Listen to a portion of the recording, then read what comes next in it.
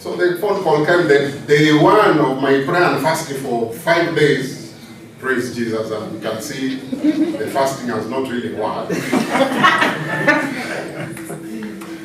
Yes, but by the grace of God, I'm working on it, all right? So, what happened is the day one of my fasting, so I'm going to pray under a tree. Remember that tree at home? There was a bench. So I sat on that bench and I got a call. Hey, you guys, who are you? I'm in Shanks. Can you come to the office next week, Monday? I said, okay, can you? No, tomorrow. I said, no, I can't come tomorrow. Can you give me this week? I said, fine. Come on, Monday. So I went on Monday. And lo and behold, I was told, hey, boss, now, this was happening. There's a job open for you. They sent me something I went to, and they told me there's no time. You are too busy. There's an opening for you. This person who took your job then has been promoted. So can you come now? What are you doing? You told me about your job. You're looking for a church planting strategy? Yes. Okay. You will learn through this work where that's where I am currently. Bible League International. Right? Then why? Why do I want them to be equipped with the skills of being a coach? It's because I learned nuggets of reinventing yourself. As an individual, we get through life and we get to a place where we are stuck and we don't know where to progress. And through my guidance as a coach, then I can be able to give you the tools to reevaluate yourself, then reinvent yourself so that you can go a step further as to the purposes the Lord has called you to do. All right? So when I look at my life and the people that I seek to work with, I want to help those people. And the category of people are one, those people who want to be retrenched. Hallelujah. Those are that's a good group. Why? Because they're going to be given money. They have no idea how to use that money. That is one. They have no idea where remaining part of their life in the name of Jesus. All right? So as a coach, I call myself a transformational coach.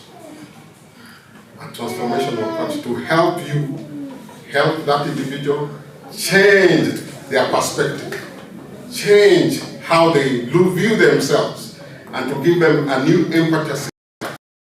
And that's what I want to believe the Lord has given me as a coach, to actually help many people to actually realize that. And by the grace of God, standing here, I began a business just the other day, led by the Spirit. And yesterday we were on the verge of getting a multi-million order. Wow. Something totally different that even I would never ever have thought of actually venturing into. All that is because of the reinvention. Discovering who you are, the nuggets of the gels that you have within you. And the sky is not the limit. You are the limit. So as a coach, I want to believe all of us here as coaches, you have a task to play and you have a role to play in people's lives to help them further discover their gifts, those potentials that are within them that they have never done, so that they can go a step further. I want to thank you for this opportunity. So that is me, and that is the long and short of my life. Thank you, my brother Anthony and Simon, for standing with me through the storm. I've come out strong at the other side. Amen. Thank you. Coach Felix, that was a really amazing speech. I'm sure everyone kind of got something from it. You can apply, and you know what I got was having faith in God can help you overcome any difficulty that you're facing. What it is, and it'll path in which you can reinvent yourself and just have faith and just keep pushing forward. And nothing is insurmountable. Limits in our minds that hold us back. Yeah, there's no limit. Yeah, so keep striving, keep working hard. So that was amazing. Thank you. Now I'll call on Coach Peter. Thanks.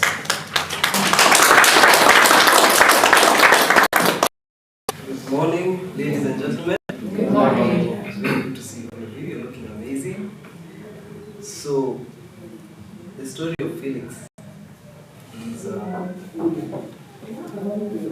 a constant. It's something I have noticed about these classes. Our class, I had stories. You know, I came with a story. You know the way you've gone through issues in life? Then you think, I'm the one who has the map for this life. I've gone through enough. You know?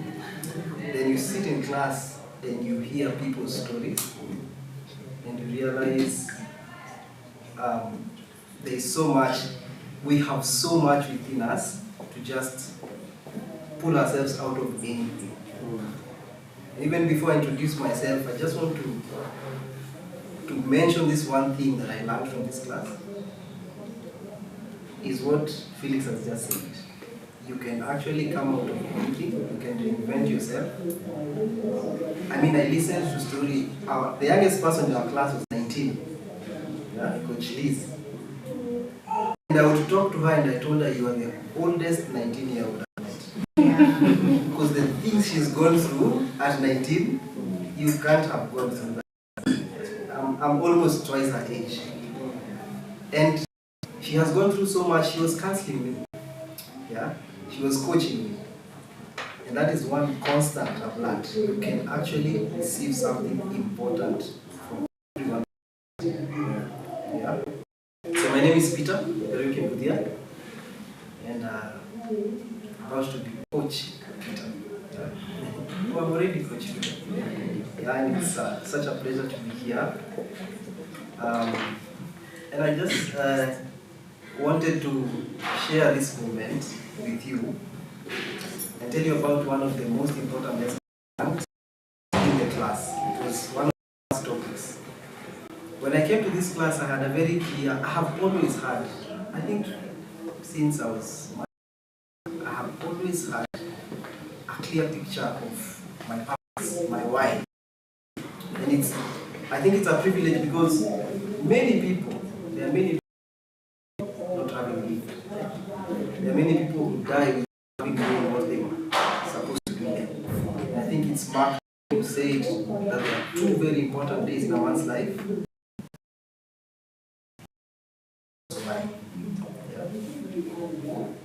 Then, so I always thought I had an advantage because since I was young, I always knew, I always had an inkling towards my purpose. So I even came to this coaching like with confidence. Yeah? I want to build up my skills, I want to pump up myself a bit so that I can be this super guy. But from the first lesson, I realized how you may know and still you miss out on the most important things I learned is about the stories we tell ourselves. You know, what story do you tell ourselves? And one of the things Coach Jeff kept repeating is people are not broken. People, there is nothing wrong with people. One of the things we will be reminding every one of the special people we meet as coaches is that there is nothing wrong with you. The only thing that could be wrong is what you're telling yourself about what you're going through. The story in your head. Yeah. And it's the story in your head that determines whether you approach life from a place of love or from a place of fear. Yeah. So Coach Jeff, I'm glad he's here so that when I miss a point, you just come and correct. He told us about these two emotions. Like everything we do in life and every emotion that we go through is based on those two. Either love or fear. You're either operating from fear or you're operating from love. So the things that happen to you are not the reality. The reality is what is happening inside you. Yeah. So for me, that was one of the greatest lessons I've learned, because I always thought I have everything in control until everything crashed. You know, I won't share my story because Felix just shared my story. Mine is 3 years ago. Yeah, I lost everything. At least my class lost everything. Everything in that, in the literal sense of that word. But then, coming into this class, I learned, had I always approached things from a place of love, because I always approach things from a place of, I want to make it to prove a point. I especially wanted, because I always had an argument with close people about the place of your purpose in life. And this was the argument. My friend used to tell me, you go make money. Yeah, my very close friend, was somebody. He missed his occasion because he had to attend something, but he'll be here. He used to tell me, you go make money. Then when you've made money, it will even be easy. You'll use money to fulfill purpose. And me, I used to say, I need to fulfill purpose. Because you know, when boys are starting to grow up, you stop in Africa.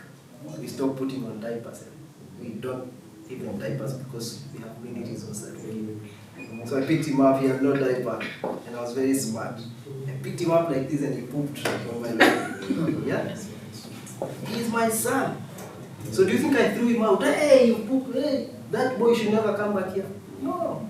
I just wiped the poop, I changed the trouser. And that's how God sees us. Even when we go wrong, you just should know that God loves you. When we go wrong, He doesn't throw you out. He looks forward to you going, it is in your best interest that you do the right thing. But God is not like this angry dad with a cane up, waiting for you, ukikosea, cane in the land, you know. So that's the first aspect of love. Then second is love for self. You appreciate and knowing that whether or not you perform, you are enough, you are valued. Then third is everybody that you go to serve out there, you serve them from a place of love. You serve them with the intention to see them flourish. I think that was the greatest lesson that I picked. I picked so many lessons, but that was the greatest lesson that I picked in the initial stages of the class. So I'm standing here very grateful to Coach Jeff for the good work, and to each and every one of the coaches, the ones I'm meeting today, and the ones that were in my class that just changed my life with their stories. Yeah? Thank you so much. Thank you for those amazing words. Yeah, I definitely learned a lot from that. You know, the one of God loves you, and no matter what. I think we've all been through that time in our lives where we felt everything was going wrong. You know, everything was against us, and then I think sometimes pain gives us these nuggets of wisdom, and we've all kind of gone through that. But so thank you so much for those amazing words. And now I'd like to call Coach Mukami.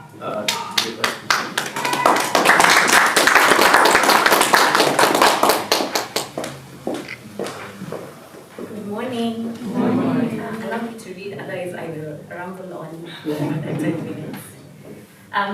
So my name is Mukami Kyonga, and when I enrolled into this class, I used to actually work with young people and teenagers. So for me, my aim was just get some credentials, some skills, and then leave. But for my first session with Coach Jeff, when I was trying to learn about the program, I was like, oh my God, so this is not going to be about me just doing this for these people. Or he just asked me a few questions. Do you feel certain, or I don't know what? And I was like, what? Oh my God, so I have problems. So I need to figure myself out. So this program is going to be about me and how I need to deal with myself. And I was a bit fearful to start because I was like, will I have to face my fears and insecurities that I've been keeping just swept under the rug and never having to deal with them? So I said, no, I'm going to do it. I'm just going to face this head on and see where it leads. So in the first class, I'm actually by nature not very confident and out there. I rarely volunteer for anything. So the first class, he asked who wants to be the class prefect, and I was like, just do it, just do it. So I said, me! Even before he had finished, when he had just finished, I said, I'll do it. And I was like, oh my God, what have you done, Kami? Oh, I'm Kami also. When I say Kami, I'm talking about myself. And I was like, no, I can do it, because I never volunteer for anything. And I took that as a challenge. I said, while I'm in this program, I will just give it my all and see what happens when I actually stop running away from fears and just face them and go forward. Then on the first day, Jeff made us read this long book called A Return to Love. And I was like, oh my God, I need to make time for this. And there's something I caught in the book that really destabilized my mind. And I'll quote it. It said, fear is an illusion. Our craziness, paranoia, anxiety, and trauma are literally all imagined. And I was like, how can they say the fear that I have had is imagined? How can they say fear is not a reality? I was like, are these people serious? I feel fear. It is not imagined for me. And that made me think, so I'm living in an illusionary world. So I should move to the reality, which is actually a world, and a world where I can be me. And that started to change how I think. So, he told us to write our own story. And my story was, I always felt I wasn't good enough. I have a twin who I was always compared to, and she was always a star. I always fell short. And that's how I saw myself. I saw myself as the person who should be in the background and never in the foreground. I saw myself as the person who just keep quiet, and I even married a man who's there who talks a lot, so I never really have to talk wherever I go. I just keep quiet, and I'm just like, this is my wife. Yeah, so I have managed to pass through life very quietly with nobody challenging me really. A very easy life. But he told us that we need to change this old story. And I was like, to what? I wasn't even sure what that meant. And I took it as, I'm not just going to write something just because we've been told to write it. Whatever I write as my story, I have to leave it during these 3 months while he's there and I can run to him and get help. Otherwise, I might just wake up tomorrow. Another lesson I learned in the class was that everything I need to be successful is inside. And I was like, it sounds simple, right? But I was like, really? So everything I need is in me. And I've never realized I've been following people, chasing them, everything to get. It was so profound for me because what it made me do is sit and see what is inside of me that we've been told will make us successful and everything we need us to be. And it led me into a journey of self-discovery I've never really taken time to do before. And I said, I've got to do this. So, I learned what I've started to because I'll be saying yes to challenges before me. So I even know what I can do. Because sometimes I feel like, no talent. There's nothing I know. But because I've never ever taken opportunities that came because of fear. So I learned, okay, everything I need is inside of me. Then, during one session, one of my fellow coaches was talking to me, telling me, you know, such a loud personality, you're very self-confident. And I was like, what? Are you serious? I got offended by that statement.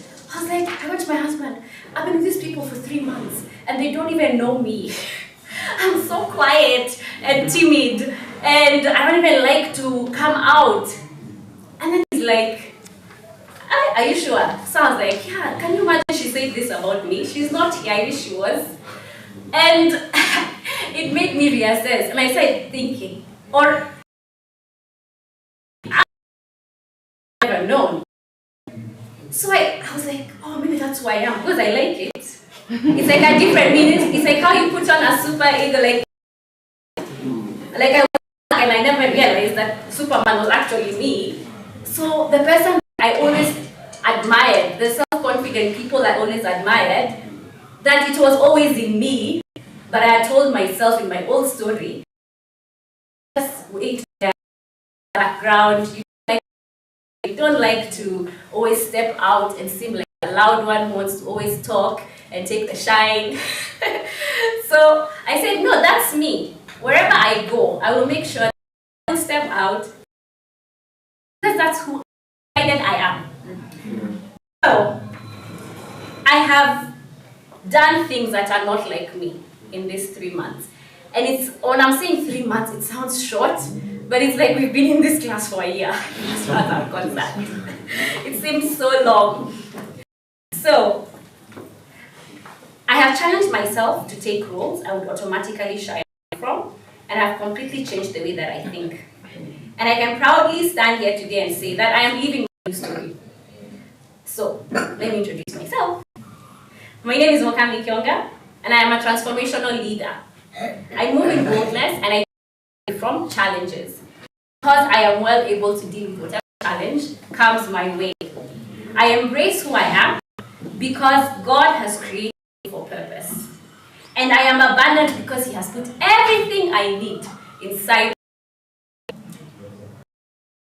As I finish, I want to repeat the words of a lady I admire called Chimamanda Ngozi Adichie. She says, "Let us deal with our excitement and our doubts today. I urge us to create the world we want to live in, minister to the world in a way that can change it, minister radically in a real, active, practical, get your hands dirty way." Thank you.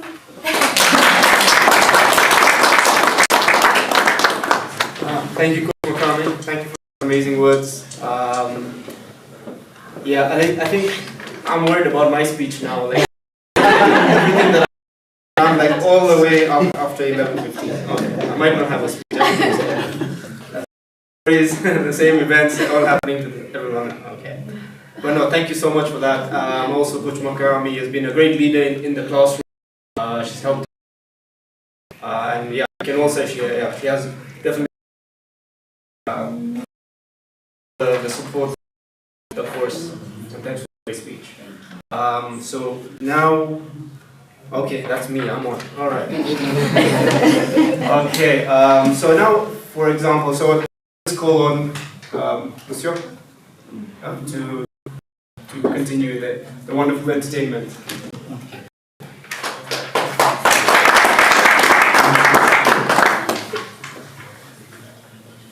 Okay, pardon me for carrying this note for reference.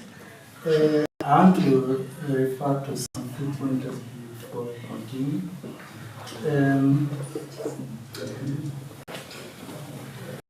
I came here as an entertainer, but it seems we are all entertainers. And with transformational coaches just have great backgrounds. That is a constant, each one of them, and that is a story. Another constant I find in transformational coaches is suffering. So, there's an ancient saying, Augustine said, that suffering is an initiation. If you realize how Christ suffered, hata utasema pole, you will disregard your own suffering. Suffering is a great initiator into the next phase of life. And if it was not for suffering, there is no instrument for measuring the quantity of suffering. Like suffering is relative. You might that Uhuru Kenyatta was born with a silver spoon. But if you sit down with him and he tells you the amount of suffering he has had from the day he was born, you will feel sorry for him. Because suffering has no measurement. Each one suffers in his own or her own way. But if you realize the hidden dimension within the suffering, then it becomes enlightenment. There is, we've talked of purpose, and Pablo Picasso said that the meaning of life is to find your purpose, and the purpose of life is to give it away. The meaning of life is to find a gift, and the purpose of life is to give it away. So I believe the gifts within us after Coach Jeff ametumold into whoever we are. Na tumemsaidia pia, you know, and to heal and to is actually a miracle, but it is even a greater miracle to receive that coaching. To heal is a great miracle, but it is even greater, a greater miracle to receive that healing. And it gives great joy to the coach that he really did receive the coaching he gave to me. Now, the greater that which you received, we channel. I was supposed to give a story. There was a third story. Piece of advice. So a man caught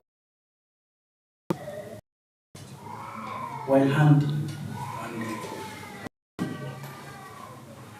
This is a story from Master Jalaluddin Rumi. So the man caught this bird, small bird. And the bird said to him, so the bird said to him, Mr. Man, I'm a very small bird. I cannot.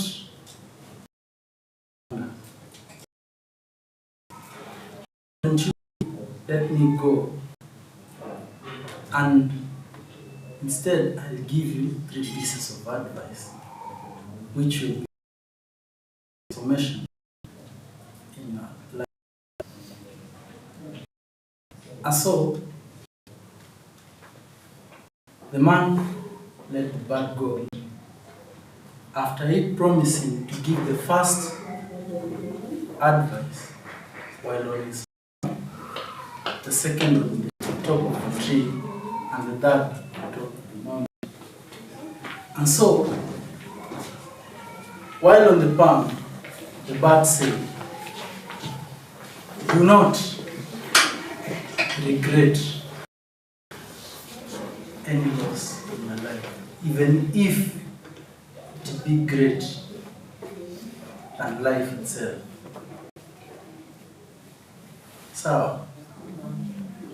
So he let it go. It flew on top of a tree. Second advice: do not believe contrary. It flew upwards and said, oh, you man, you. Inside me were 3 huge jewels, which would have benefited you and your generations. Hauna bahati. If you had only killed me, you would have gotten them. Man threw himself down, regret, akalia, and then after composure, akasema, okay, please give me that advice. And the bird told him, I told you not to grieve.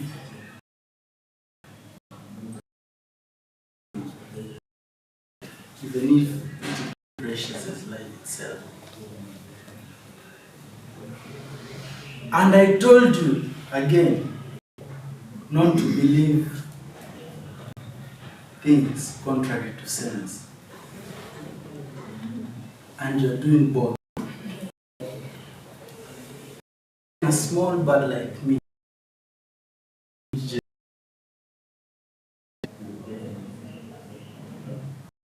therefore,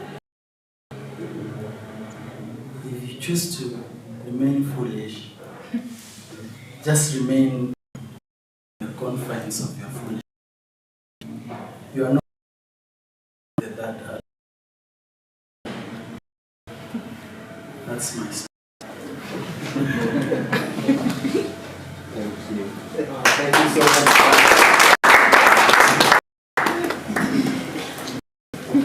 was really cool. Learning a lot from your stories. Look forward to the rest. So now I will call on Coach Liz to come and say a few words. She's not here. Okay. All right. So next on the list is Coach Lucia.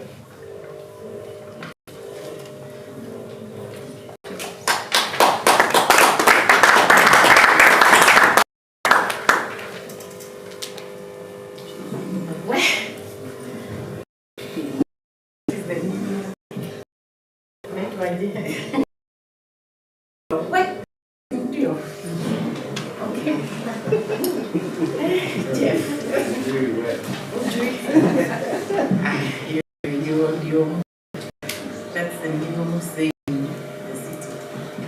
Okay, good day. Is it afternoon? Good morning. Good morning. My fellow coach, class of May, class of I'm one lady because I've gone through all the classes.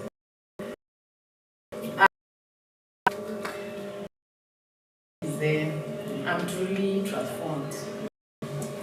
As Mokami has said, she's shy. But the first time I met her, I thought she was the most best person. Very confident, and that is what this class does for us. And as a coach, our work is to make people move from home to heaven. That is, you first of all transform yourself through the fire of Mr. Jeff. Homeworks and what have you have learned, you have to go through homeworks, a lot of reading, and a lot of coaching with your friends. By the time you graduate, you are able to transform. Also, you are able now to become a stand for you to transform the people outside there whom you are going to meet. It's not about business. You should know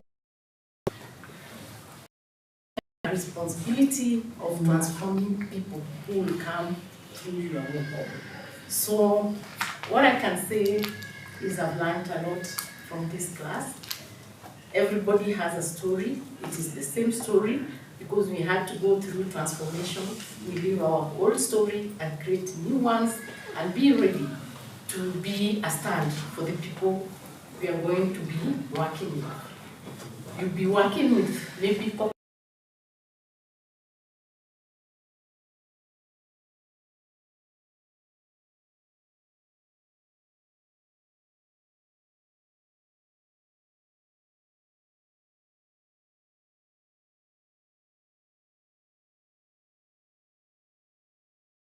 be it corporate, be it personal, and so forth.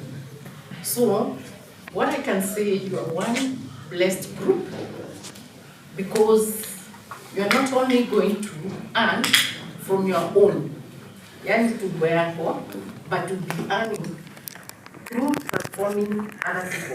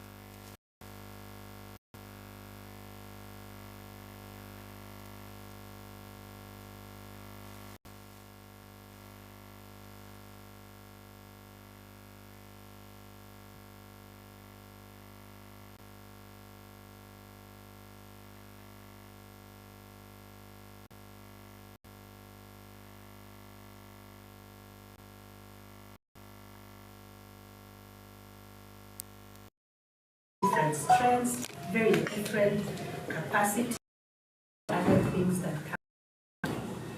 So, my name is Dorothy Kitala Olan, and I started this course a few years back, maybe 3 or 4, and then I just stopped.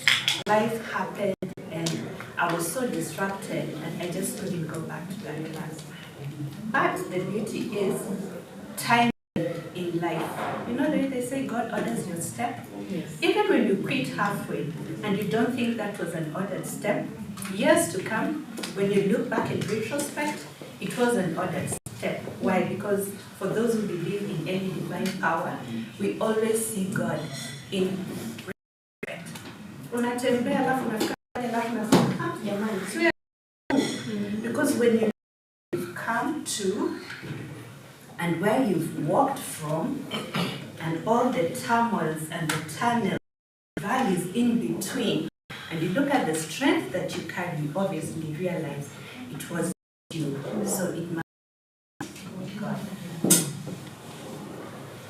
For me, my story is an interesting one. It's a that has shaped a lot of pain.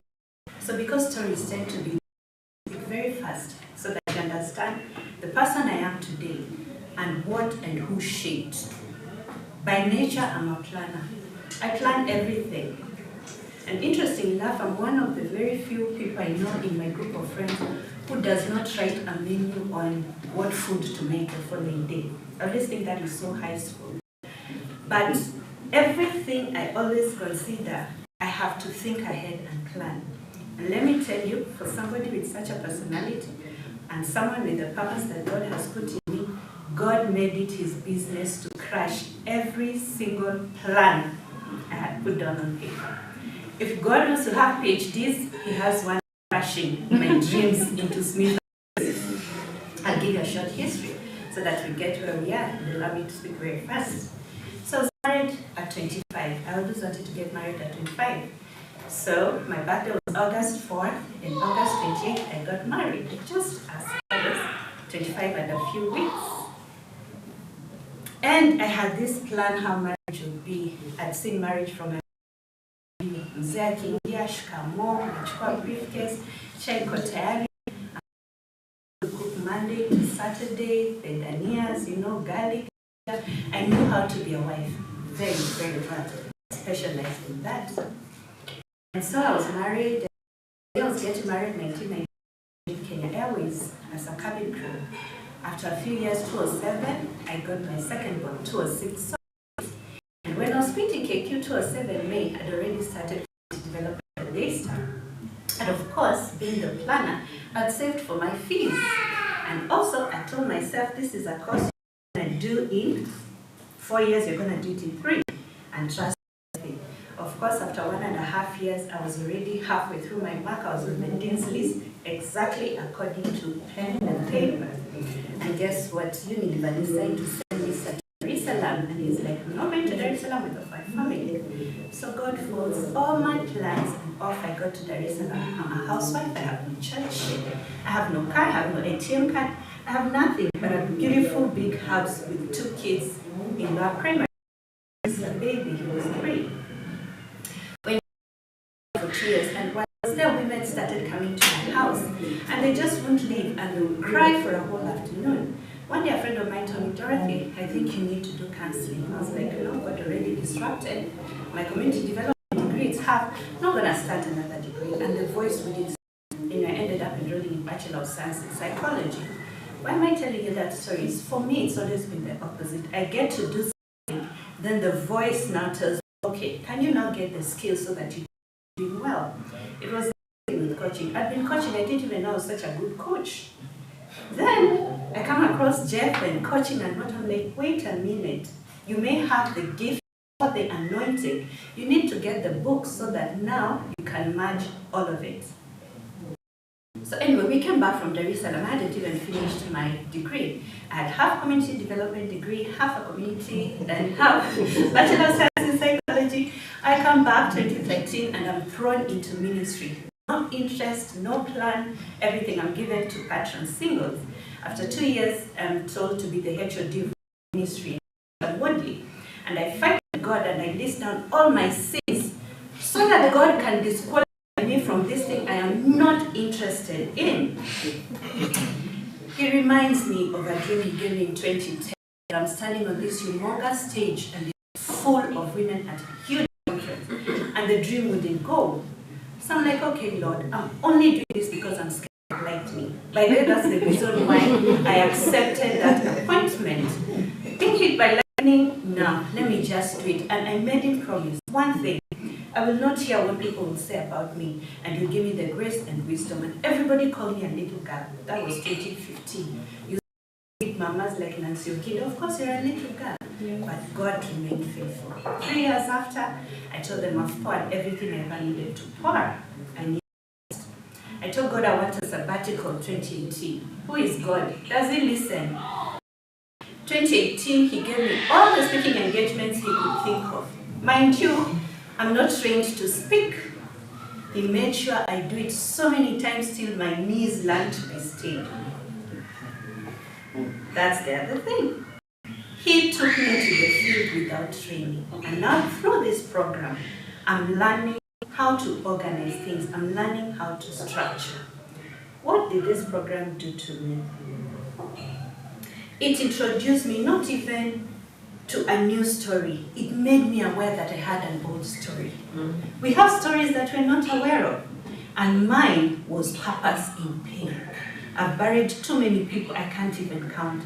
3 months after my wedding, my dad died. He actually collapsed in church. Mercifully, God decided my wedding anniversary will be the day my dad dies. God was merciful, he gave me 3 more months, so he died in December. And then 3 months after my dad, my sister died. I was like, okay, God, we hear you, you're God. All right, I get married and have an extremely adoring father-in-law. My father-in-law dies. I'm like, okay, we move on. 2006, my mom, 7 days just after I've gotten, so I don't end up telling my mom. I'm like, okay, it's like this. And I'm like, fine, Lord, you just give me the grace. Purpose in pain. God refused me to fall into depression. God refused me to crumble. I'm like, why, Lord? Why all this pain? But I'm like, it's okay. It's a lot, but it's okay. You go through a lot and you think it's okay till you come across a lot that is really a lot. So last year, April, after 21 years of marriage, I lost my happy through COVID. I was like, okay, so this is where we've been now. After 10 years in ministry, where all those verses of, we have indicated the servants of the Lord have indicated God is merciful, God is this. Woof! I couldn't even mourn because my daughter Daniela was in Form 4. So we asked the government to give us time. Daniela, she buries the dad, she goes back and finishes the exam. Daniela still got a B. Dylan is 16. I've been a stay-at-home mom for 15 years. That move to Dar es Salaam disrupted all my plans. But as I was home, I was reading. Why am I giving you such a long story? Because my life and my story is purpose in pain. And as if that was not enough, God tells me last year, there are many people who go through pain and they're able to hide it. You will not hide your pain. You do not have the luxury of not telling your story. As we were talking with Jeff and as he's explaining us to take our clients through the why, through them trying the process and everything, that class, what really stuck to me is old story, a new story. Jeff, I do have an old story that I was not paying attention to. What else really got to me is that I was actually in my new story and I wasn't even aware. I was busy writing a whole new book, not a chapter, because a whole book had ended. And now I'm writing a new story. What did I learn? That in us, there's a reservoir of grace. You can go through hell, but imagine you go through it. People say there's a light at the end of the tunnel.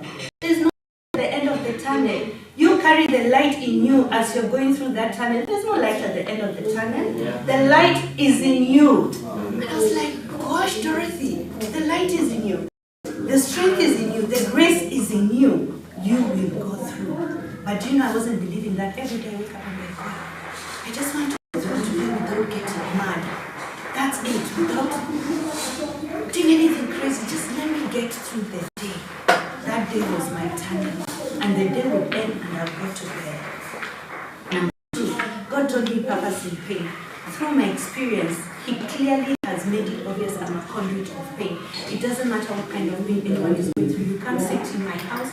Somehow God will move through me to allow healing to flow. Number three, if ever any one of you was in trouble, if ever you doubted anything, I want you to remember me today. I want you to look at me and know that I am an epitome of God's mercies. I'm still a stay-at-home mom. I'm still driving the car that I'm driving. I'm still living where we're living. We haven't moved. My son is still in school year 11. My daughter went to USIU. She's in year 1 because last year she thought I'll crumble, so she refused to go to school. She started school this January. If ever you doubted that there's God, remember Dorothy, because I'm an epitome of God's mercies. His mercies have kept me, upheld me, strengthened me, provided for me. I lived on pension. I'm telling you the details of this story because they're details that God has forced me to share. I'm an epitome of God's mercies. Look at God's job. Isn't it beautiful? It is awesome. I'm a broken vessel. I'm a work of grace, the epitome of God's mercies. I'm a coach. I'm a mentor. I love mentoring. Throw me in the midst of youth. They love me. They will come around me. They will hug me. That's the favor upon my life. I'm a speaker. Actually accepted. I can't run away from it. This is a girl who's endured much. She's been through the furnace more times than she can admit.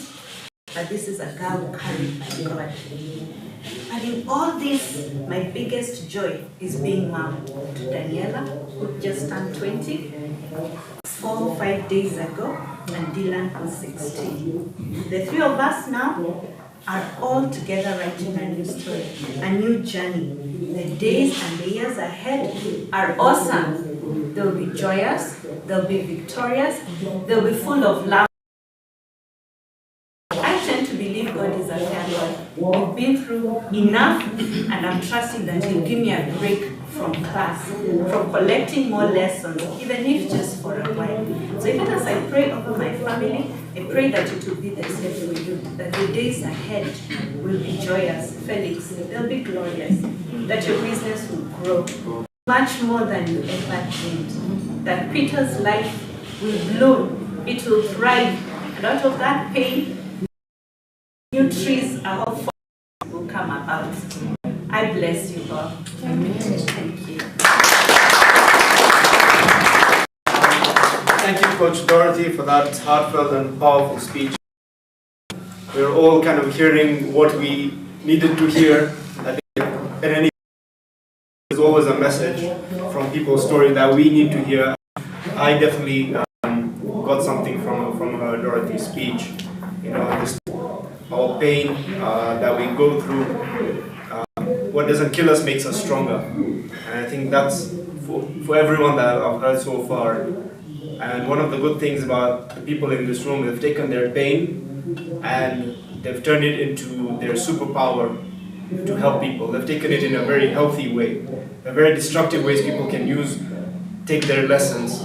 They can go into different things, but I think everyone in this group really has taken their pain and made it into positive and made it an impact for other people and learning for other people. So thank you, Coach Dorothy. That was a really amazing speech. So now I'm on next. I'm going to try and find something different from the reoccurring the patterns that we're seeing.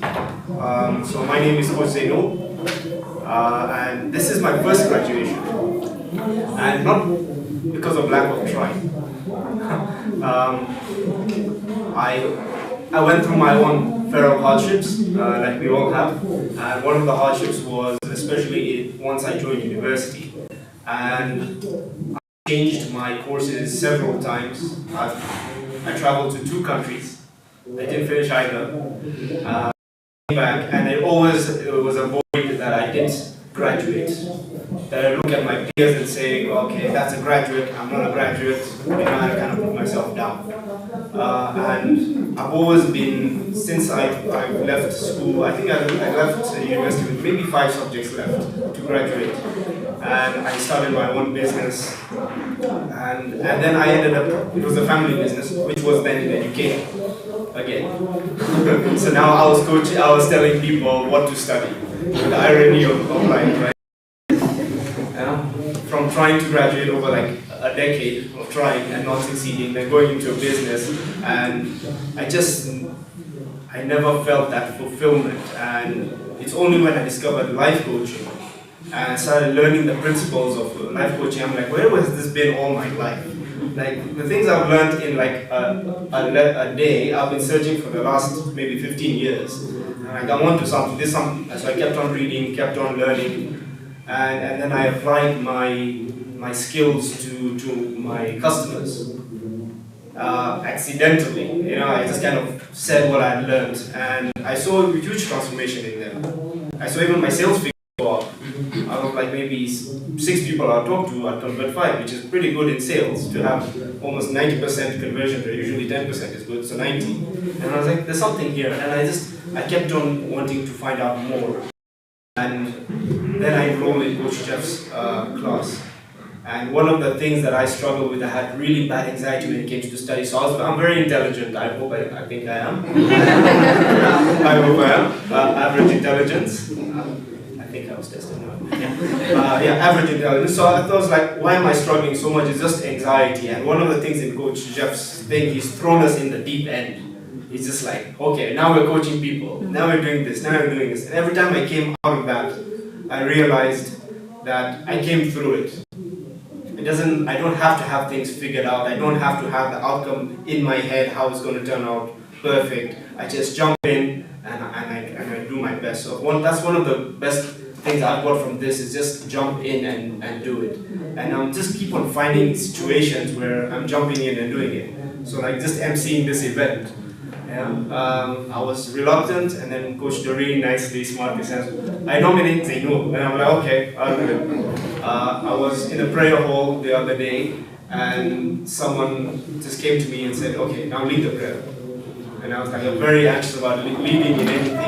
And I'm just like, okay, I did it, and it turned out well. And I've just been building confidence in myself and in my abilities. And that's one of the things I want to inspire in my fellow clients, is that we are not there yet, we'll never be there yet.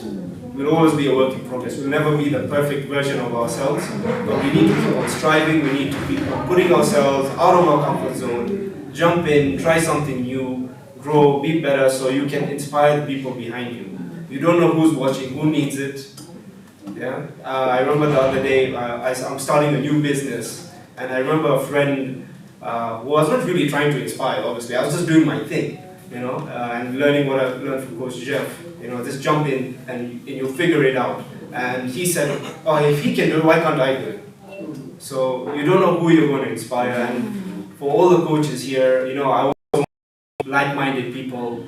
And we have a theme that we've gone through pain, we've gone through struggle, and we are trying to use that pain to inspire others to be better, to not go through what we went through, and it's to share the cost, be in this graduation with all of you. I know each and every one of you is going to make a tremendous impact in people's lives, in the people around you, close around you, and in your business and in your friend circle. So I just want to thank everyone for being a part of my journey so far, and we look forward to helping each other grow and just prosper as time passes. So thank you very much. I call my good friend called Stephen to say a few words.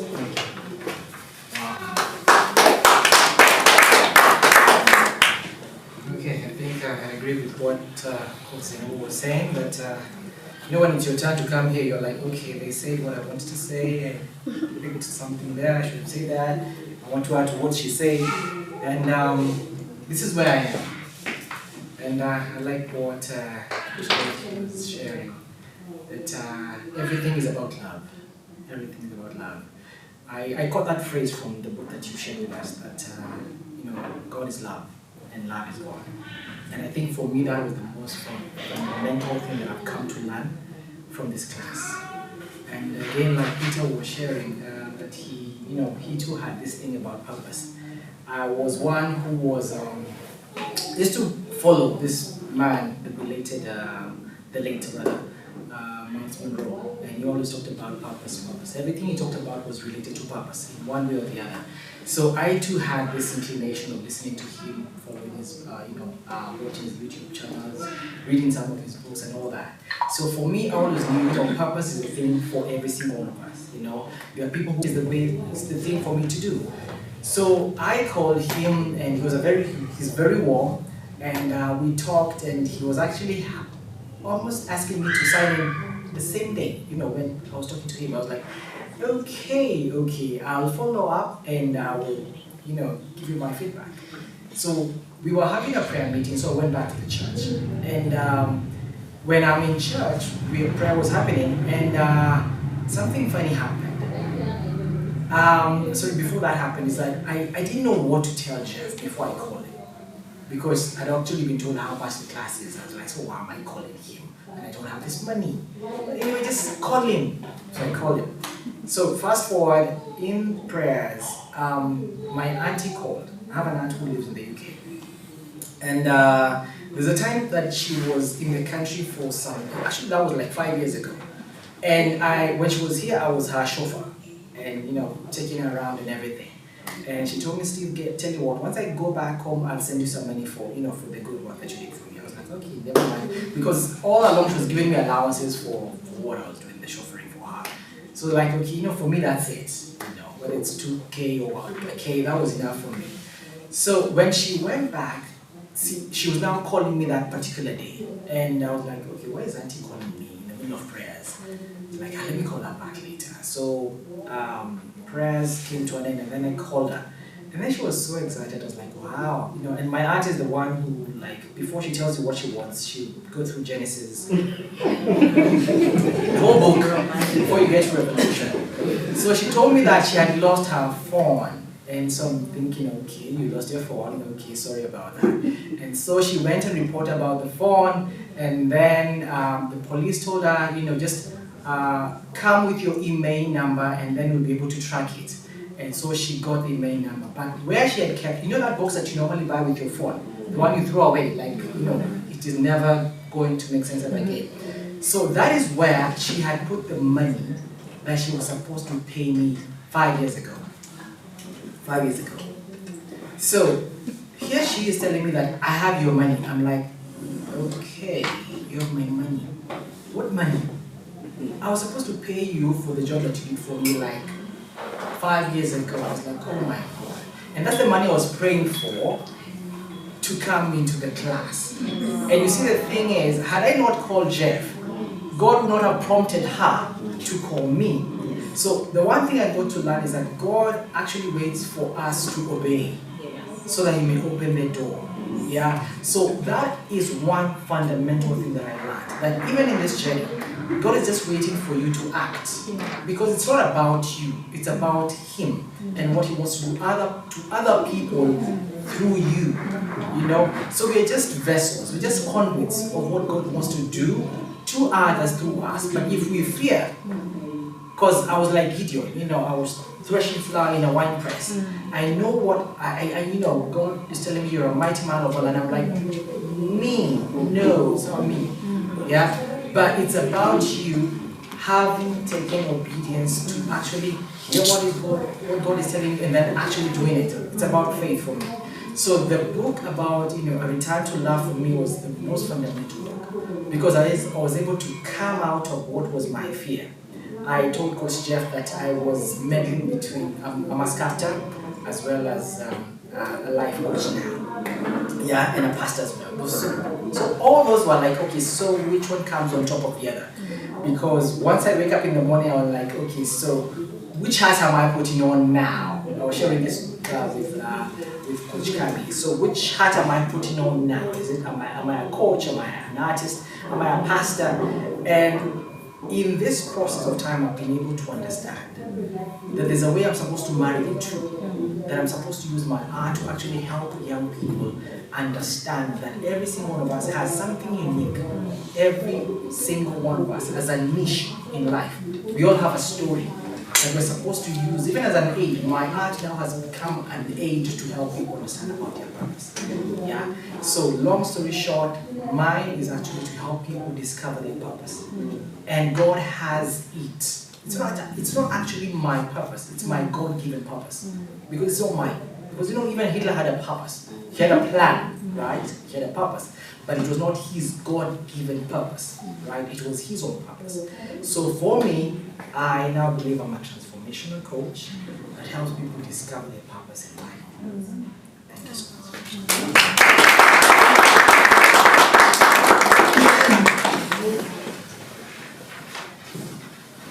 I've been nimechangamka, I'm being challenged now. I have taken my rightful place. Thank you, Stephen. Isn't it amazing how you're so calm in your speaking? I'm like, when I grow up, I want to be that. And our gifts will always take us into the presence of kings. Our gifts are never for us. Whatever gift God has given you, it's not for you. It's to be enjoyed by somebody else. Is Marceline in the house? Where are you? Is Doreen in the house also? Doreen is not here. She has a speech. Yeah, And she has Doreen's awesome. speech. So as Marceline goes to sit, you will come and do Doreen's speech. No, I'll do Doreen's thank you speech. You do Doreen's thank you speech after her. No, At the end. All right. Karibu.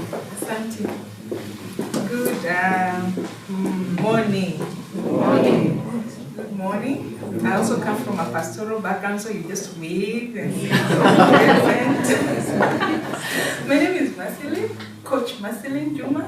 I believe I've been a coach for the longest time. I think I come from a background where, just like Dorothy, I interact with people, young people, women, even men. And at some point, I couldn't put a finger on it. From the church side, you say, I'm discipling, or I'm mentoring. But at the end of the day, when I put one and two together, I realized I've been coaching. I've been walking people through where they've been to something that they didn't know. And it turns out good. Like, oh yeah, I helped so-and-so do 1, 2, 3. That it was not in my place to do, but they didn't know they could be able to do, and they've done it, and it's for good. Let me begin from where I started that discovery. For a long time, I wanted to be coached. So for more than 10 years, I would approach this person who I know, oh, this one I know is a coach, so I want to be coached. And it all the time, it flopped completely.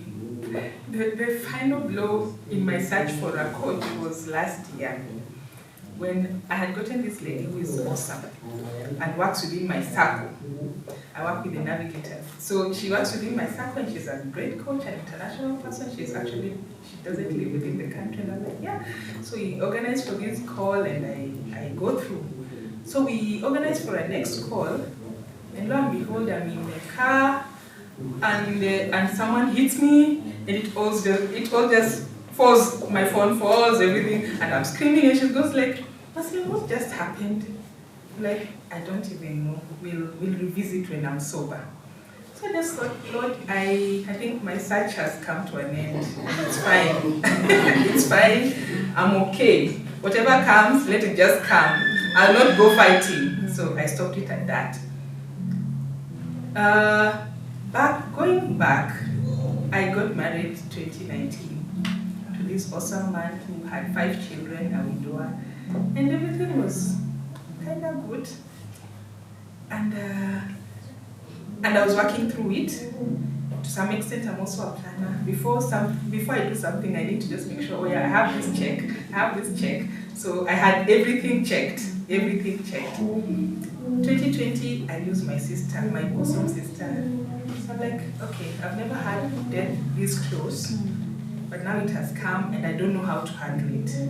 So just like many other strong people, I just keep it in, and I'm like, okay, I'm the firstborn in my family, so handle everything, help my mom and dad, help my siblings, and we're fine. Then last year, my dad and my sister were very close. And at the back of my mind, I knew there's something wrong with dad, but I can't put a finger on it. So one day, I'm called from home, and my mom goes like, "Dad is sick." He's never been sick since I was born. I've never had my dad admitted in hospital. And she's like, "Oh, he's been admitted." And I ask her, "Are things okay?" "Yeah, we walked to hospital, but he's been admitted." So that invisible hand tells me, "Just go home. Just go home." I think that was the beginning of my big trouble. Because you look for support, you look for, okay, I need 1, 2, 3 things done, but okay, at this time, in this season, you're going to do it alone.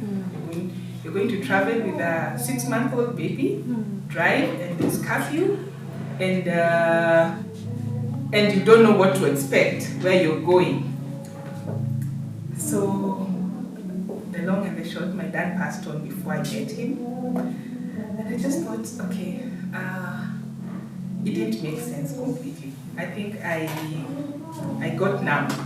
I got numbed through the process, numbed through the whole thing of value and everything, and just making sure things are okay. Coming back, I come back to a broken down marriage. I'm like, okay, it's just not working. It's not working. Let me reset factory settings. And in the middle of that, there's this classmate of mine who has been a coach. She just calls me one day and she's like, "Marceline, I want to walk with you this journey. Have you ever cried?" I'm like, "My tears are in Timbuktu. So before I cry, I have to go to Timbuktu to collect them and come and cry." She took me through the process, and then she goes like, "Marceline, you've walked with many people. It's your time to be held and for someone to walk with you." So she coached me for like 3 months. That was February, when someone had filed a divorce. Okay, I tearlessly handled it. And then when we were through, she's like, "This is what you've been doing all along. You've been working with people who have been going through harder situations like you, and they've come out well. So let's put a word to what you've been doing." And because she's my classmate, somebody in the class would just ask, "Where can you get certified as a coach?" I was not the one asking, someone else was asking, and Jeff's name came. Like, I've never told you this. And Jeff's name came. And so I called him and he's like, "Yeah, Marceline, I think I know you." I'm like, "Oh, I also think I know you. So where do we know each other?" And so that began that journey for me to be where I am now. I'm really grateful because the old story versus the new story, it has been a process of healing for me. I've discovered I've not been at the wrong place. It's just that I didn't know what I was doing. I was doing things, okay, good things, right things, but not defined. I was walking the path of destiny, but without knowing. I was living an unchecked life. But then, through Destiny Life, I've started putting a word or a name to what I've been doing, and I'm consciously living purpose. I'm a transformative coach. Through the teaching and we call him a marketer, Jeff. We are trying to put, I need to put a package. I've been working on some packages, and by God's grace, it's been working. Yeah, we were with Coach Steven yesterday. It was so exciting to see, okay, this is happening, and there's a word to it. I've been doing it all along, working with students, working with young people, men and women. But now I'm doing it with the consciousness. Consciousness with joy as I walk through my own journey of healing. And God has been gracious. And so, Jeff, I'm very grateful. Thank you for the opportunity to just sit under you with these great people. Just as Steven, I didn't have the money. Yeah. So I was told 90K. I'm like, okay, 90K. Jeff, are you serious? 90K?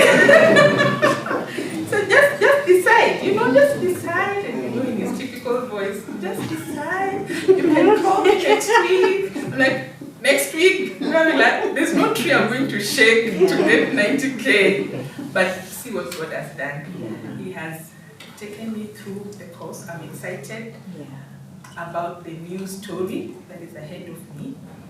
I'm going to bring transformation to those people. Every person that God brings my way, they are going to experience transformation by virtue of them meeting me. And for that, I give God all the glory. Thank you.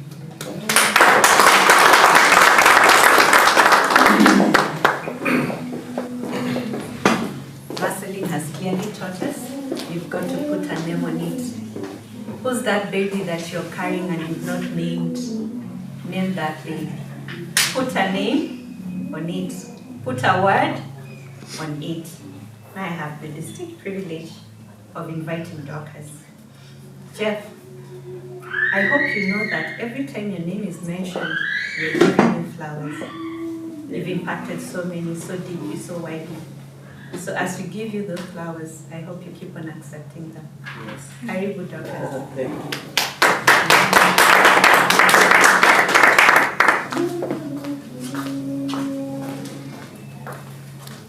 Good morning. Yes, my name is Dorcas. Every time I see people standing here, I will say, I can do this. I can stand and speak. But when I'm here, my mouth goes dry, my legs shake, and I feel like, when am I going to sit down next? Yeah. 3 months ago, I wouldn't do this. But today I do this because of you. Thank you so much. Treat a time in end of May at my workplace. I'm a bank. I deposit and withdraw. Every day, wake up. Wanasemanga na Kiswahili, unaweka na kutoa. It's a very bad one. So, someone said that, and I'm like, what do I do? And my life was flat. Then I said, wait a minute, let me look at other areas of my life. I looked at fine, spiritual life, it's the same thing. I go to God when I need something. God, I need. When I don't need, then I went to my mind and I'm like, my mind, every time I'm like, I can't do this, I can't do this, I can't do this. Then I went to my finances and I'm like, I don't even have a budget. I get a lot of money, but I don't know where it goes. Career, I'm in the same position like over a decade. That was a bad life. I go to my relationship, and it's flat. I don't even know who I am. I don't have connection with myself. I realized, something is wrong here. I know where I'm supposed to, but I don't know the route. I need to get there. So I took for 3 days, I took 3 hours every single day to tackle each area of my life. And then one day, after I finished at 4 in the morning, I wanted to sleep, but I couldn't sleep. Then I'm thinking, what is it? Then something dropped in my spirit, coaching. And then I Googled, and I found Destiny Life Coaching. Jeff, Israel, Nthiwa. Nikapenda Israel. And I left you a message and I slept in the morning. I found you this morning. And that's how my journey began. And now things started falling into place. And one thing I'm grateful about, let me talk about this because this is big for me. I used to think, I have a daughter who's 20 years. I look at her and I look at my life and I'm thinking, what? Me, I can never coach these people.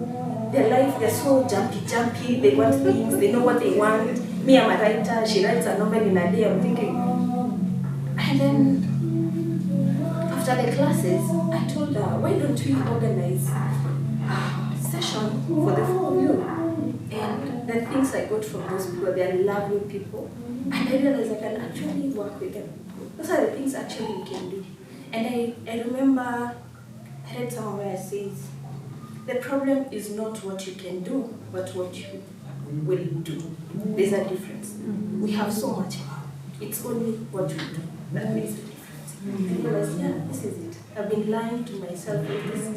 No. And then I realized I also have a voice. My voice is very powerful. I'm this kind of people to keep meeting. Mwonge, as long as we see to it, yeah, I will sit back. But nowadays I don't sit back. If clear to do, I just speak.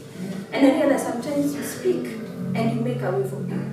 Like at my workplace, there's something I did, and we were able to get relief on Saturdays. At least you can rest and you can have time for yourself. Because I didn't hold my voice back.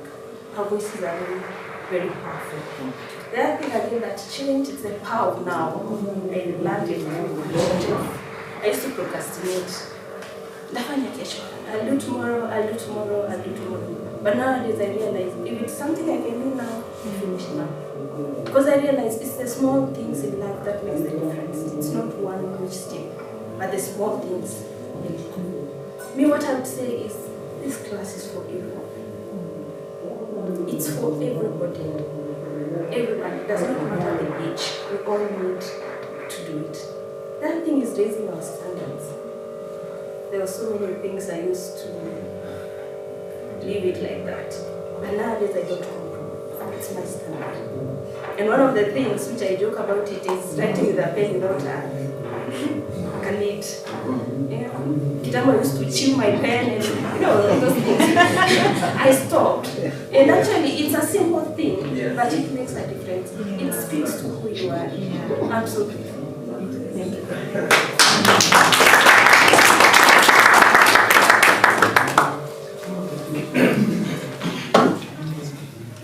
Thank you, Dorcas. Dorcas has taught us to raise your voice.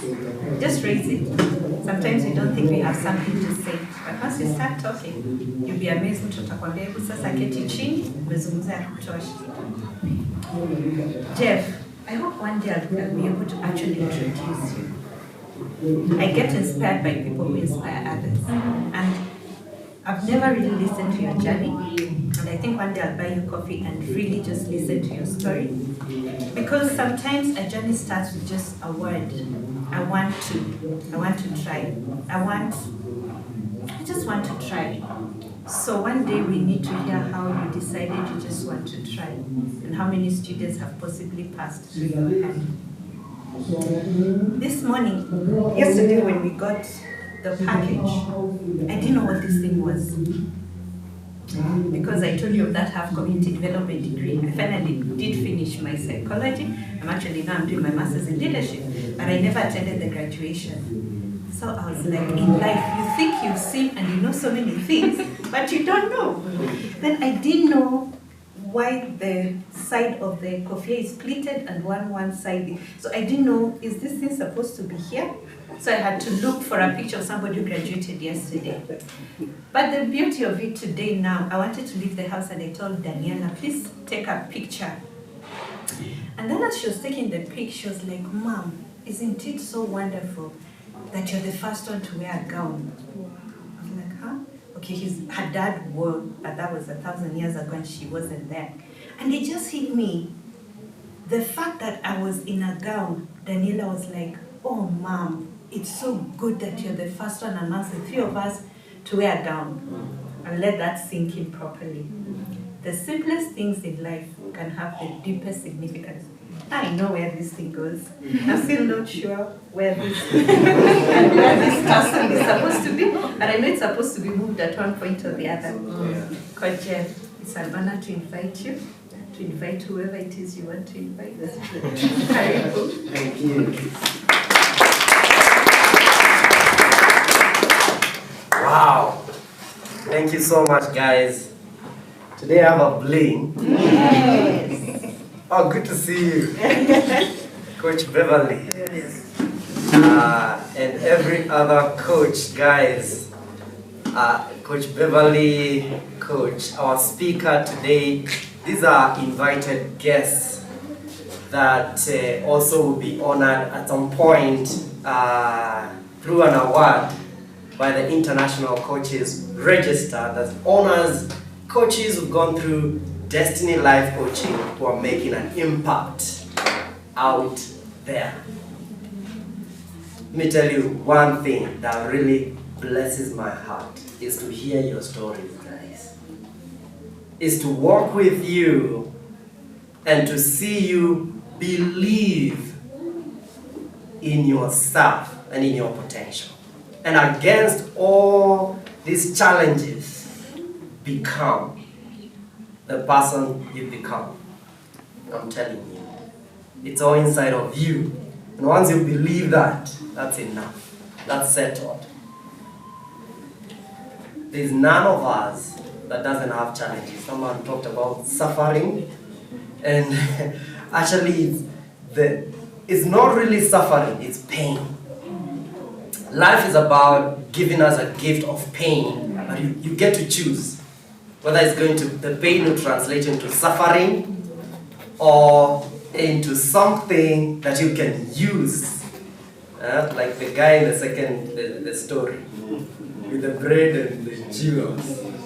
Yeah? You are open to use whatever the universe and God gives you. Suffering is a choice, but pain is part of life. And all of us have gone through pain. I wish the time was there for me to tell my story, but this is not my time. I'll come after the speaker. Is that a hand? Yes. Or it's an amen? It's more than amen. Yeah. Yes. I can tell you I'm a witness in his journey. Wow. Wow.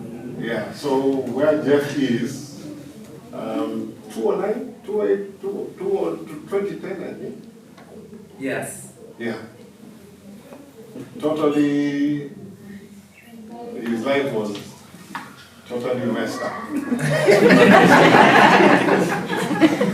It's a storm. It's a storm. It's the storm he was talking about. Yes. And who doesn't go through storms?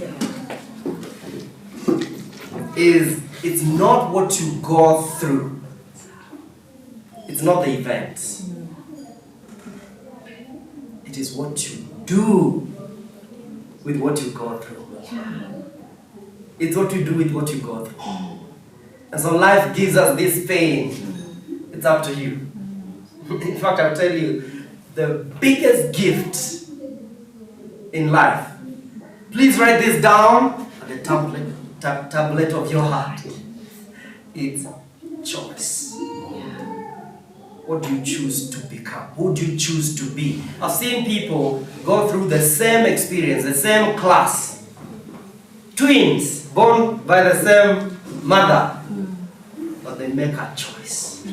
And today we are making a choice even after the speaker has given us an inspirational talk. Within a short period of time, I'll be coming back and share more about ICR, International Coaches Register, about how you can become part of this team in Kenya that is a voice, in East Africa really. In Africa, every time I mention one, I realize we have coaches all over. We have a coach in Egypt, we have a coach in Ethiopia, we have coaches in South Africa. We are graduating today from Tanzania. From UK, today our coach is graduating from UK. They are watching online and we'll be calling them out and appreciating them even as we go along. Now, one of the products of D.L.C. So she went through D.L.C. and now she's making an impact. She's a lecturer at the university and she'll be telling us more as much as she wants to share with us. But this girl is an amazing, inspiring leader. Now people that are fearless and someone that can pick a tool and make use to change lives. So I've watched her on TV and every time I just say, yes, go. When I see my coach is there, because I get all the calls. Destiny Life Coaching has, let me tell you, I'm not saying this because I'm a pioneer of D.L.C, but D.L.C has made an impact. We've been nominated this year as one of the leading coaching school in Africa that is digitally fit. We'll be getting an award actually. Yeah, because apart from transforming people, we also have the experience of helping startup coaches begin, believe in themselves, and establish something that did not exist before, that makes an impact in people's lives, but also makes an income for you and your families. And so please put your hands together for Dr. Akot as she comes to give us a talk. She's our guest speaker.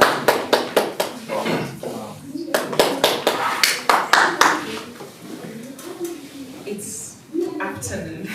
Was it in June? June. Yes, it was in June this year.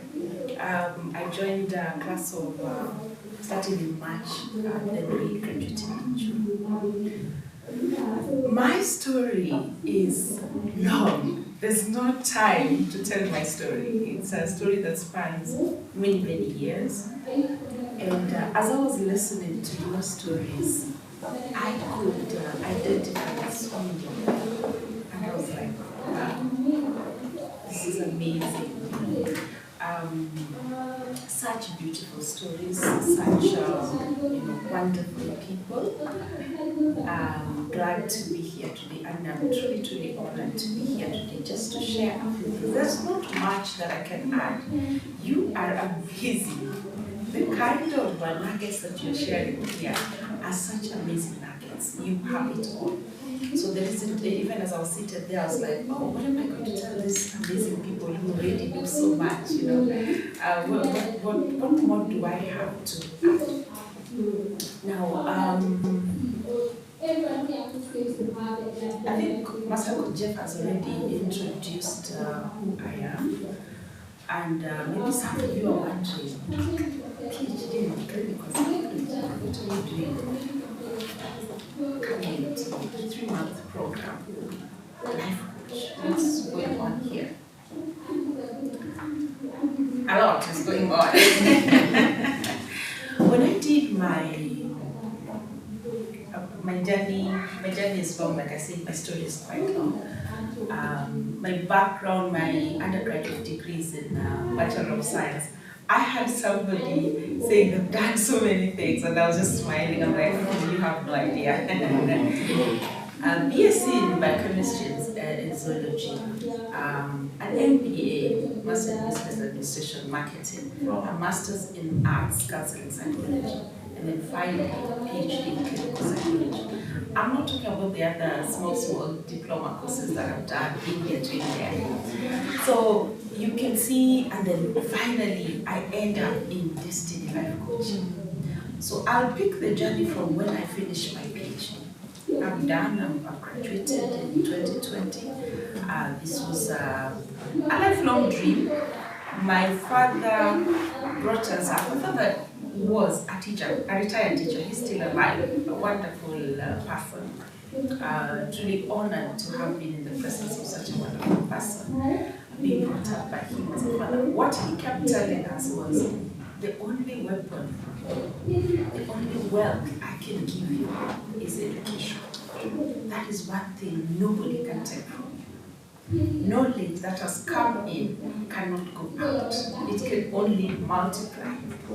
So I always knew from a young age that I have to study. He used to tell us, work hard in school.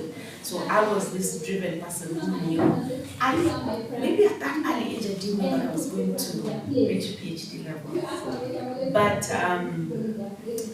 in my family, we are 8 of us. In my family, I was the first person to reach the university. I am a middle child. So my first 3 siblings, I'm the 4th born. My first 3 siblings did not get to the university. So I was the first to get to the university. The other day I was talking to my sister and she was telling me, you are not just a regular child in our family. You are a sign of hope. You stood for hope. And I'm like, how so? You were the first to break the code of university in our family. After that, of course, even the ones who are not going to the university have gone on to get their degrees and all that. And then when I was in high school, these are some of the things that inspired me. I remember at the end of my first year in high school, I did very well. I was at the top of my class, and one of the books I was given as a gift was written The Graduate. And I was like, I have to become a graduate. I was fortunate to be in an environment that encouraged me, and I went on. But I did not know at that time that I would reach the heights that I have reached. I've been fortunate also to be in the presence of people who support education. When I met my husband, fast forward and the last year of my university, I met my husband. My dad was very upset. In fact, if it was in his power, he would have taken that gentleman to court. You are spoiling the education of my daughter. She has not even graduated. One promise that my husband made to my father was that I will ensure she finishes her education and I will ensure that she goes even beyond. And when we took home, I took home the graduation gown for my dad because he was not able to be here because we graduated in the middle of COVID. So we had a very small graduation, so he could not travel. So I stayed long enough with the gown, a very lovely gown, to wear, and I carried it home and we took pictures and we celebrated. And we went with my husband, and my husband reminded him, Dad, I promised, and I have fulfilled it. Haven't I fulfilled it? Yes, you have fulfilled it, my son. So that's my education journey. So when I finished my PhD, I'm asking myself, okay, I'm a clinical psychologist. So what next? What do clinical psychologists do? I was already lecturing at the university by that time, by the time I'm doing my PhD program. And it was not enough. I felt like I could do more. Remember, I had my master's in counseling psychology, but I felt like, no. The level at which, remember, raising our standards. I felt in my spirit that the level at which I have this knowledge, I don't feel like I'm going to benefit the people I'm serving. I need more of this. I need to go a little bit deeper. I am those people who want to go a little bit deeper. So as I'm finishing my PhD, I was already lecturing in the university. So I'm like, okay, now I start to practice my counseling practice. Kenyans don't want to pay for therapy. They don't. Yeah. You should know that. Yeah. They don't want. They also want to pay. They want to pay very little money. Then I'm like, but I still need to help people. How am I reaching the person who has not reached the level of psychotherapy? They're still suffering. I was listening to your pain. And I was like, you don't have to go for therapy. Isn't there another way that we can still engage and help you? How do I help the person who is not in deep depression? How do I help that person who has lost everything, and going through loss, because loss is loss? How do I help the grieving person before they get to the point where they're having complicated grief? So I had been dabbling in the idea of coaching for a while, but I had not gotten into it. So I'm like, okay, so who offers coaching? Because coaching is where you meet the clients who want a change in their life, who have a point of pain, and they want to change, and they probably don't know how. But they don't want quite therapy. They are not mentally ill. They don't have a mental disorder. So they are come to see me as a psychologist. So this is the reason why I say, let me look for, then I Google. I find Destiny Life Coaching. I actually Googled you, Mr. Coach Jeff. Then I make the call. And again, remember, I'm a fresh graduate. I've depleted my resources in this PhD program that is so expensive at Daystar. And I am literally broke. I don't have the 90K. Yeah. And like, I talked to Master Coach and he tells me it's 90K. And I'm like, it's ridiculous. I've just finished a PhD and I want to spend another 90,000 on another program. Is it that I'm not executing what I already have? You know, I started asking myself all this question, but I said, let me look at this and see. And true to the word, I had one of you saying, Master Coach is quite warm. And action got me to action immediately. And that's how I got myself into D.L.C. And it was an amazing time. Now, what D.L.C. did for me was to prepare a ground, challenge so many things. Remember, I'm a clinical psychologist. I work with people to change their cognitive processes. I work with people to change their thought processes. I work with people to help them with their emotions. Yet, I still come before Jeff and he is challenging me in ways that I've not been challenged. And I'm like, it doesn't end. I thought I go through 50 hours. When you're doing your PhD program, you go through 50 hours of personal therapy. So even after all that, I was still challenged in ways that I had never been challenged. And I was mad. I was like, how dare he? How does it feel? PhD after all, these things. How dare he?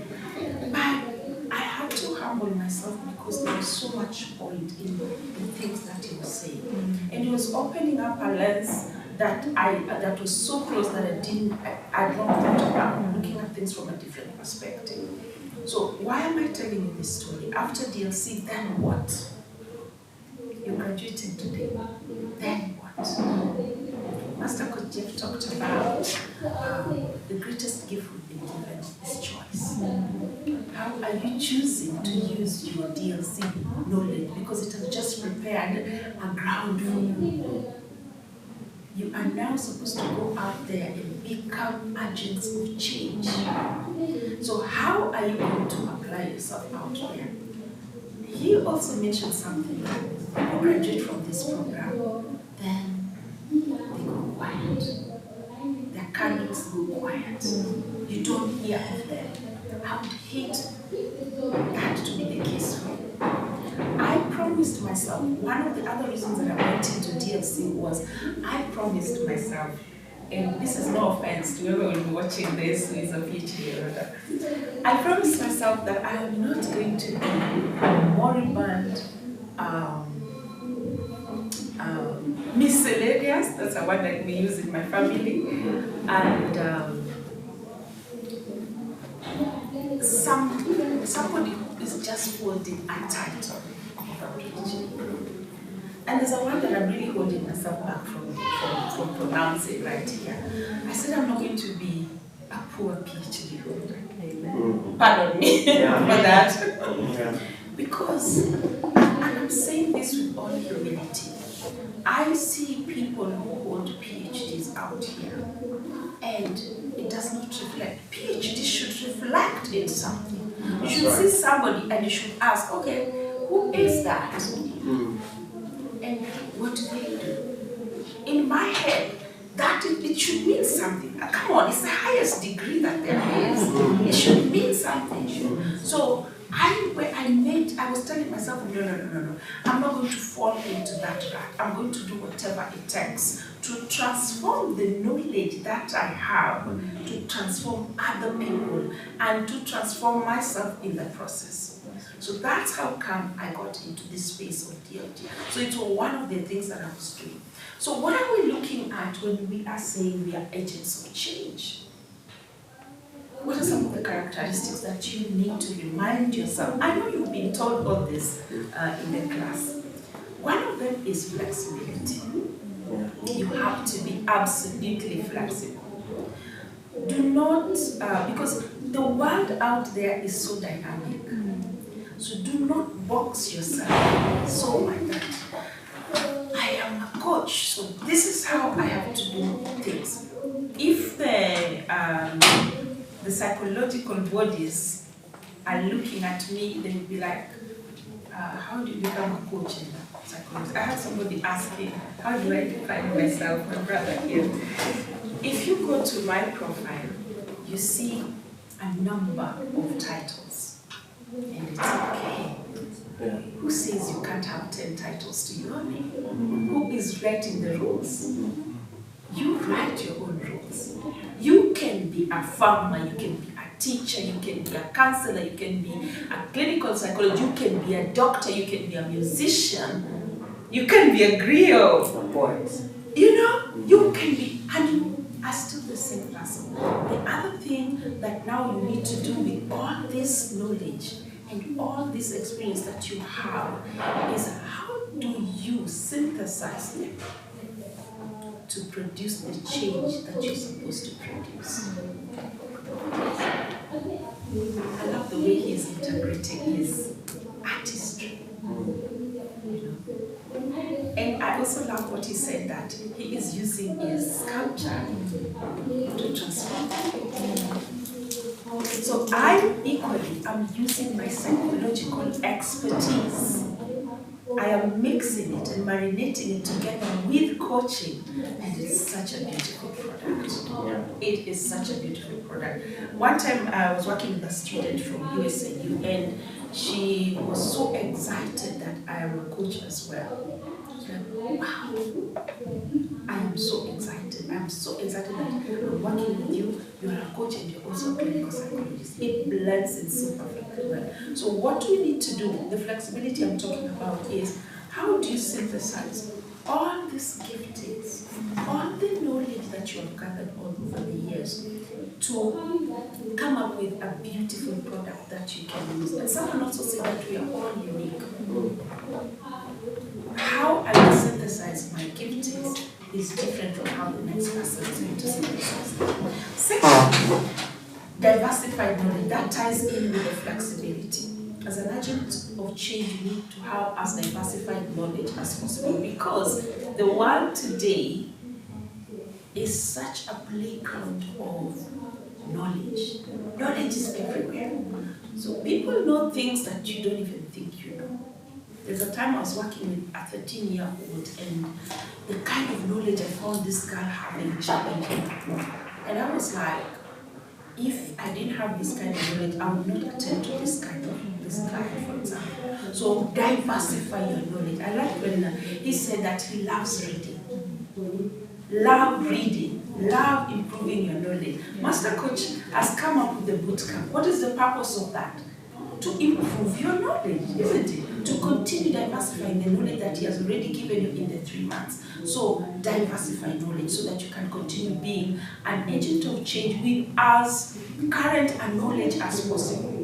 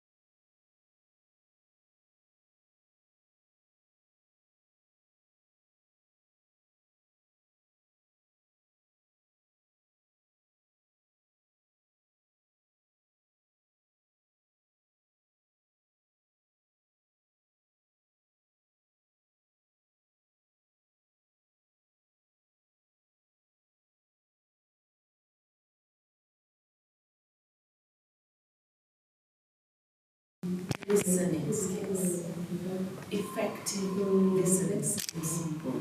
When our clients come to us, human beings, this is a way of how the brain wants to process information. The brain, I like telling my students, the brain is lazy. It loves conserving energy. It does not want to do the same thing over and over again. So what it does is to compartmentalize. It uses these things we call shortcuts, biases. You know, all the biases that we have are a way of the brain processing information. So normally, what we do when somebody is talking to us, we listen to answer. We do not listen to understand. So if anything today, I want you to take this one, try and listen to understand. When your client is telling you their story, listen to understand. If you don't listen to understand, you're not going to help that client. You're just going to cover the surface. You're not going to go deep. So listen to understand. Practice effective listening skills. And there's so much resources out there how you can improve your listening skills, your communication skills. So improve your listening skills. Listen to understand. Something tied in with listening that I also find very important is empathy.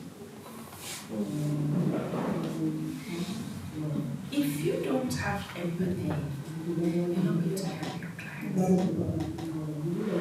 Because you will be sympathizing with your clients, you'll be dealing with them like they're just another head, you know. Oh, that's another coaching client. Oh, that's that's another figure. That's another maybe a few thousand shillings into my account. And what is empathy? In a nutshell, walking in the client's shoes. Something recently happened to me that taught me empathy in a different way.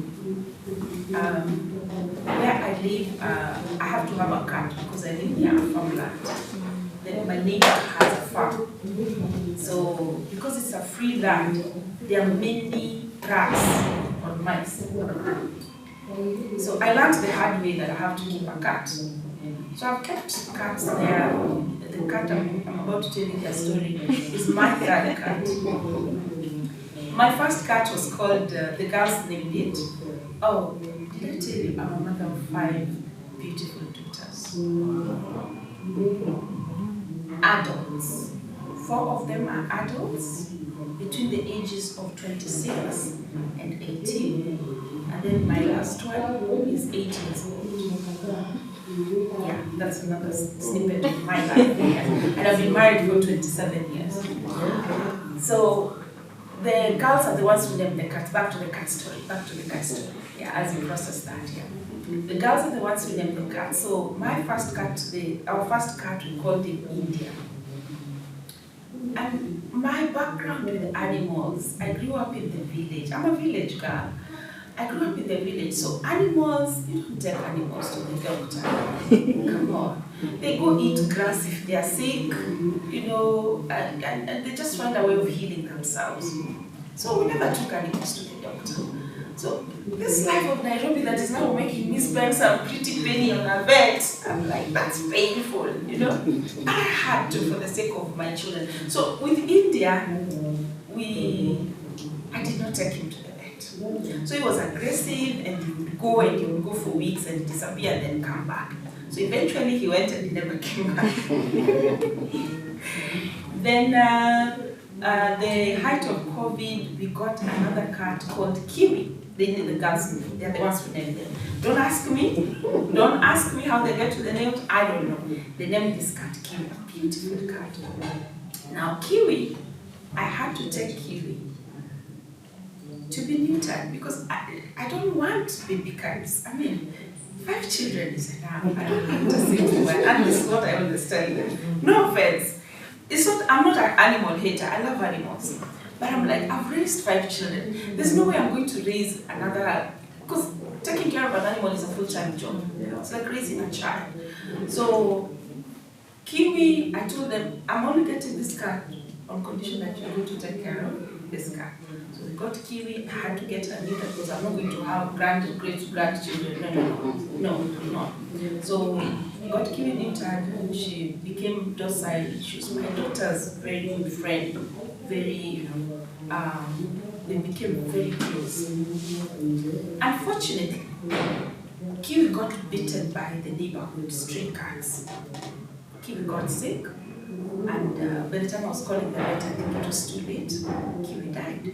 So in a day, I was transformed into a grief counselor for my daughter, the mortician who has to, take care of this corpse, and the person who digs the grave and bury Kiwi. And I was even being asked, can you call people to come to the funeral of a cat? And I'm like, come on, this is a cat, but it's a cat teller. Now today, with the knowledge that I had to be there and support her and show her that it's important. So we buried Kiwi.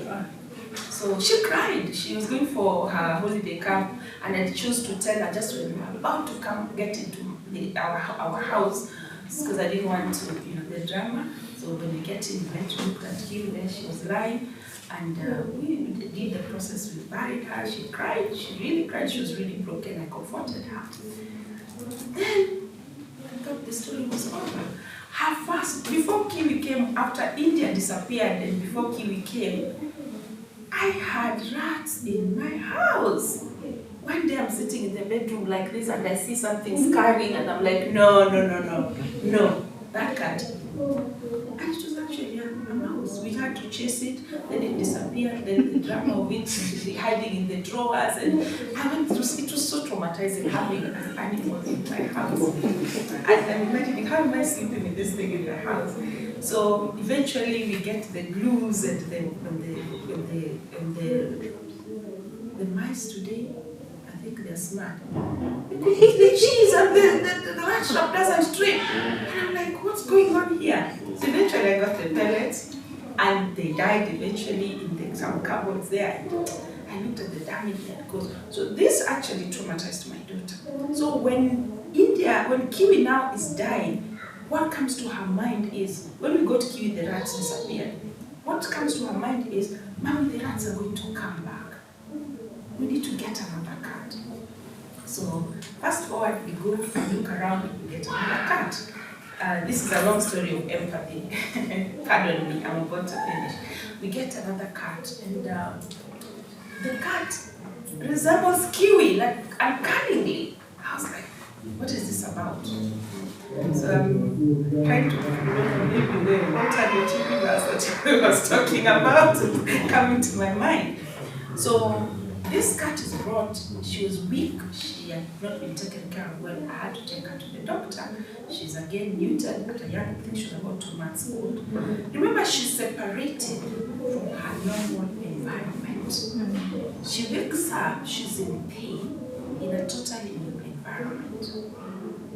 So we tried reaching out to her. Now I was wondering, when it was released, the person who brought the cat didn't know that this was not her home. So she scurries into the neighbor's fence, and I'm like, oh my goodness, and in Nairobi where people lock their gates, what am I going to do? I forced the person who brought the cat, you have to get me my cat. So he finds a way, goes over the fence, gets the cat. So we had to lock the cat in an enclosed space. She hid, she was running away from us, she was scared, she was traumatized. Why am I telling you this story? This cat was removed from her usual environment. She was traumatized. She didn't know who these new people are. And us, what did we want to do? We just wanted to love the cat and take care of it. But she could not understand that. So the clients you're going to deal with, if you don't listen to their stories, you will not know what they're going through. My psychology actually helped me to work with this cat until such a level that this cat was now receptive. So all we did was put for her a litter box, brought her milk, water, and food, and left it there. Anytime we would come in the early days, she would scurry and hide. And I was feeling bad for it because she has a wound, I need to take care of it, it might get infected, and of course I'm also doing the maths, the money I spent. Like, there's no way you're dying. So this happened over a period of 3 days. Slowly by slowly, I did not give up with my daughter. We kept going. The next few days were very difficult. She would, growl at us, and then eventually she started coming. From the milk, she started coming towards us. Because we would talk. I told my daughter, let's just talk to her gently. she's eventually going to understand that we just want to love her. So gently, slowly by slowly, then there's this particular day that I was so excited. I went to her bed, I sat down in the garage, she came to me. And I was like, yes. I tried petting her a little, she accepted it, she went back. The next night, we did the same now with my daughter. My daughter was so happy. Do you know what she told me? She told me that, Mom, my heart feels fluffy. And I could only imagine that feeling. That finally, her labor, our labor of love, paid. This is the same labor of love that I want you to put into the clients that you're going to work with. When you meet them at the first time, we're talking about love, isn't it? Return to love. This is the kind of love that our clients need. People are going through pain. So if you don't go to them with that level of openness, then you're not going to, you talked about building rapport. You will not build that rapport with them. So this taught me empathy. Do we judge people before we know their stories? Does a client come to you with their story and you already have a plan of 12 coaching sessions that you want to give them? Or do you listen deeper and be there for that client? That is what is going to cause the transformation in that client. Look at how that cat was transformed from a scared cat that is in pain and in trauma to a cat that is now flourishing. She is thriving. I was looking at her this morning actually, and she's thriving. She's so happy. She comes, my daughter is happy.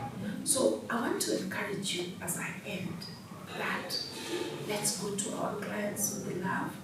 Let's listen to understand, and let's step into our clients' shoes as we are dealing with them. Let's not look at our clients as just another figure, as just another money in my pocket, as just another business sale deal that I have closed. Whether it is a corporate client, you're dealing with a group of people, or it is an individual, or it's a family, because people are hurting out there. They just want a slice of this love that you have learned.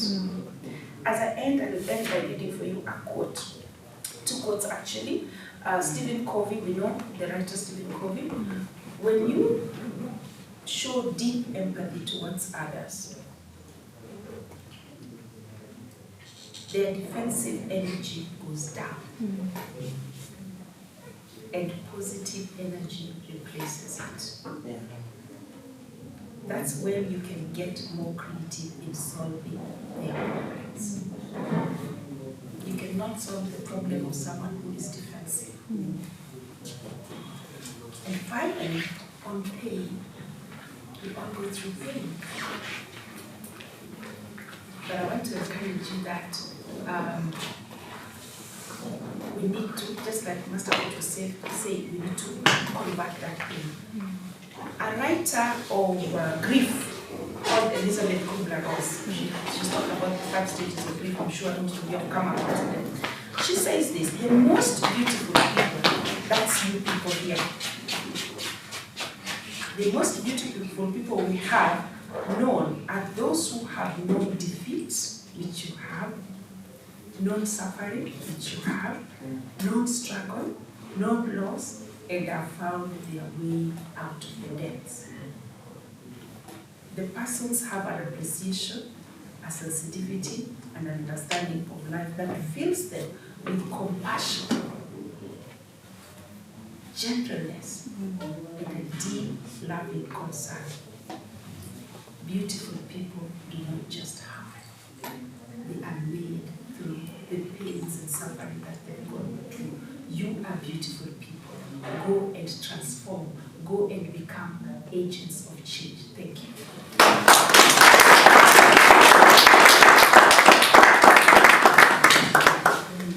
Wow. Let's appreciate Dr. Paul once again. Thank you so much. I feel inspired. Are you still here? Let's take a deep breath. In. Hold it.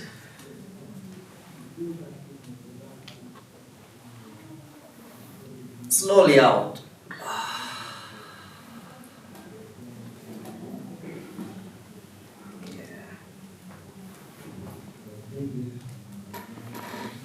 Thank you. It's like a summary. Thank God this is recorded and it's live. We can get it even after this, and we can continue to learn. Repetition is the mother of skill. You got to continue to repeat, condition your mind, remember. I tell my clients, when we forget who we are, that's when we get defeated. And when we go down, not because of the challenges that we go through, but because we forget who we are. Felix, I wanted to testify my testimony. Please, let me testify. Felix is a friend of mine, and he knows part of my story. My story is a story of the making of a man of God. I'm talking about all the recipes that are beyond this life, because I began from a place of pain. I know what it means to go through lack. Some years back, nilikuwa nimesota mpaka people who have no money used to think I don't have money. And by the way, at that time, I'd written a book. It's called The Genes of Greatness. That's a sorta, like you would a sorta hapa. That's the point to say it there. So I have this book, and I have a family that doesn't care about your journey, inspiring journey of, even though I walk through the valley of the shadow of death, I shall rise. No, I want to eat. That even when we going for holiday, we see others going to, we want that. And you have to play the roles, be the father, be the husband, be the friend, this is the call to leadership. Self-leadership is about not dropping any of these balls. Yeah. Don't drop the ball. You know, that is self-leadership. And I remember one day, it was so bad that all I had was the book. Have you seen these guys selling books in the buses, in the matatus? No, not selling books, preaching. I used to compete with those guys.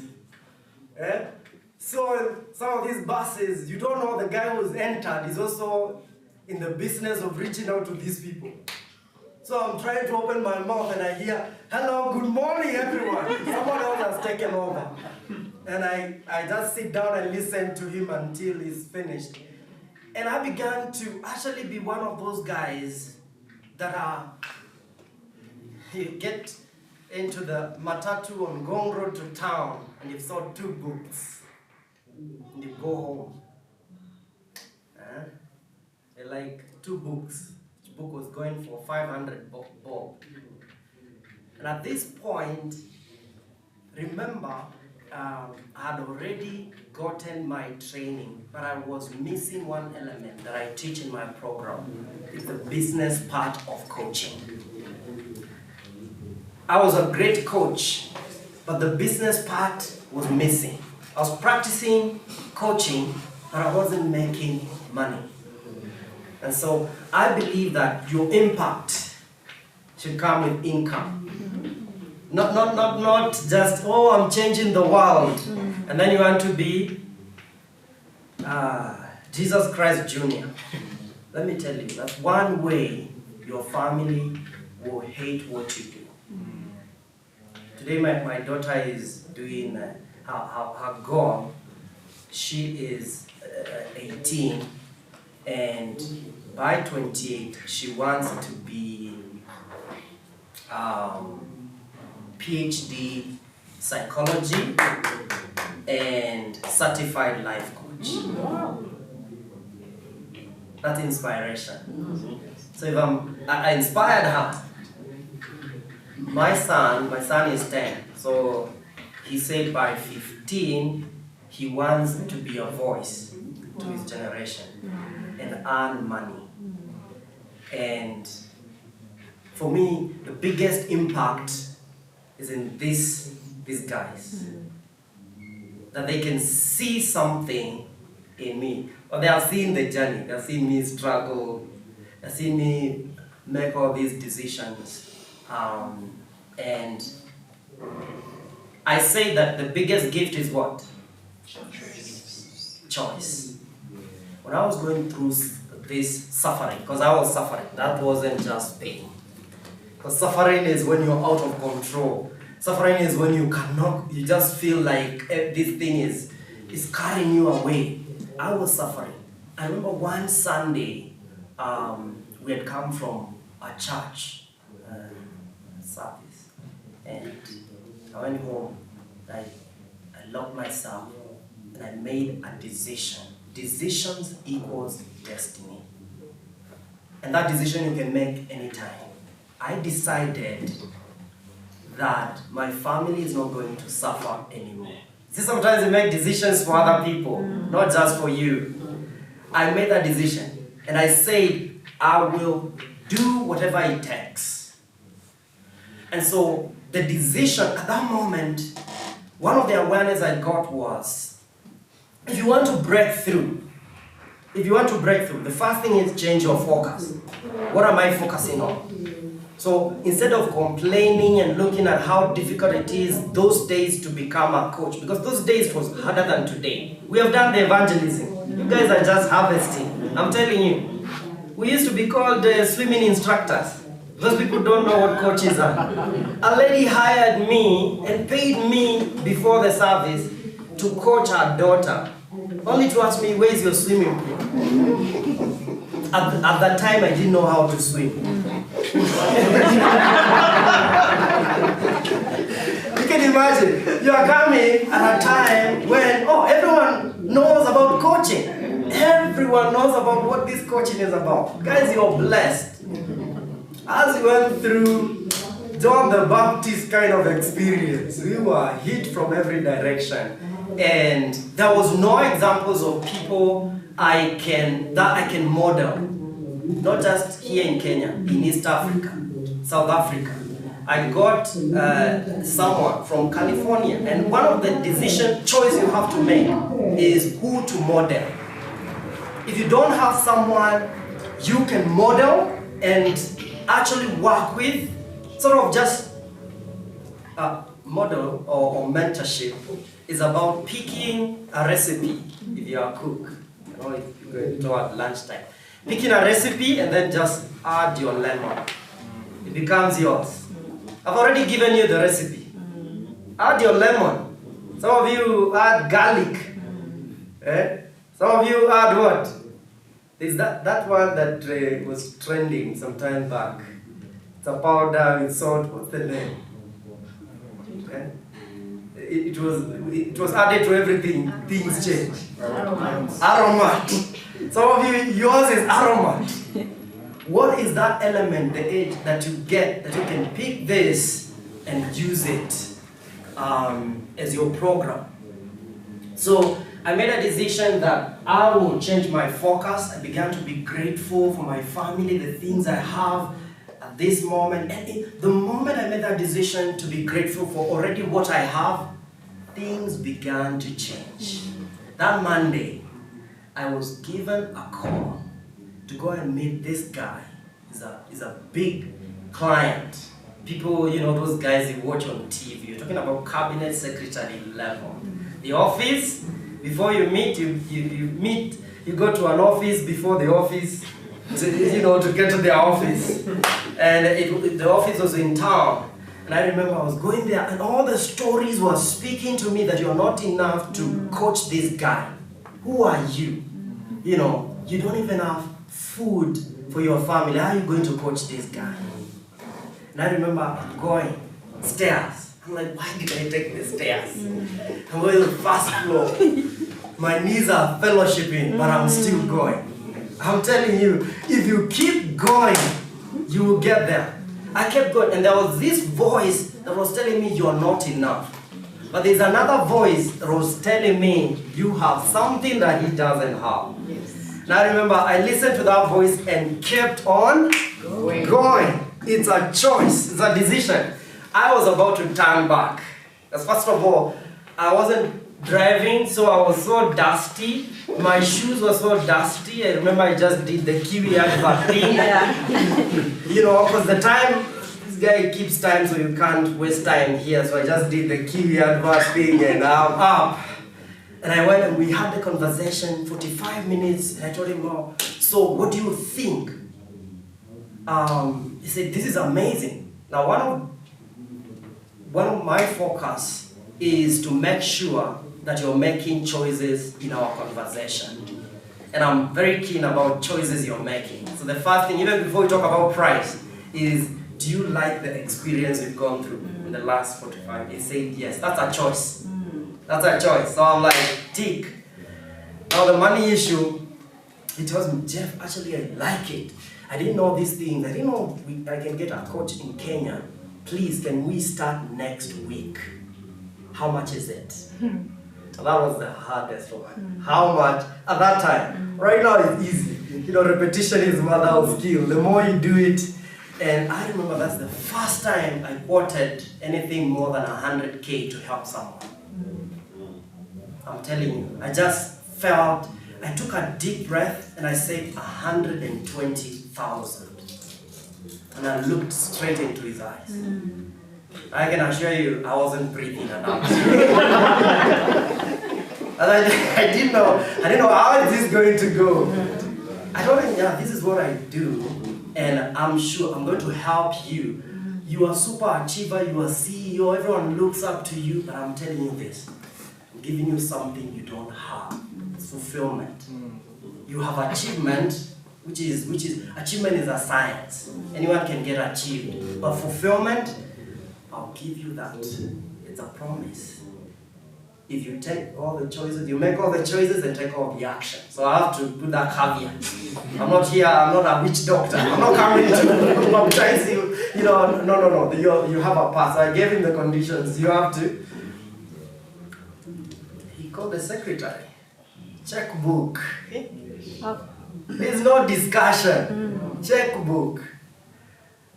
I don't know how, at that moment, I'm still holding my breath. But I don't remember breathing. It's because I was like, okay, it's happening. You see the things you were testifying and say, you can't believe people are even paying you. You guys, I even gave you an opportunity. People paid you while you were working with me as a student. People gave you real money. I'm telling you, that is a good feeling. And I remember as I was going down the stairs, now breathing. I could breathe, and I remember gratitude. Have you ever gone back home? A confident man. Like you meet your wife and you're calling her all the beautiful. Let me tell you, somebody.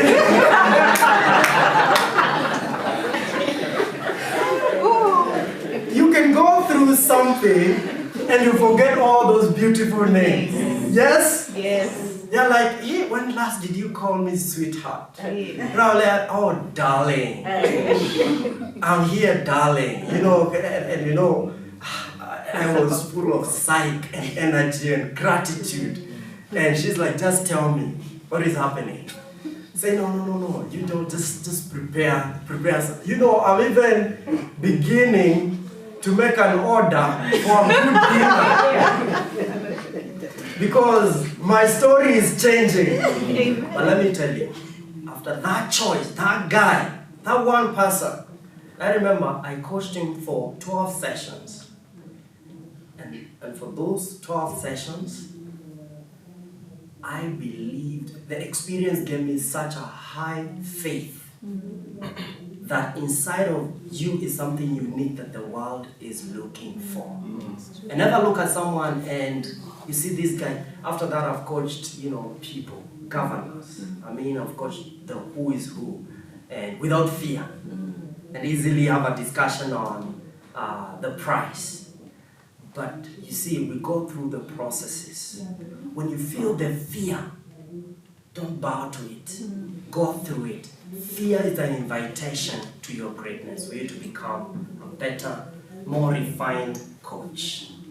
Are you together? Yeah. So we've gone through it. I'm not teaching something like a signboard that tells you, oh, this is the way to Katoloni. And I remain there. No. We walk with you. And the journey does not end here today.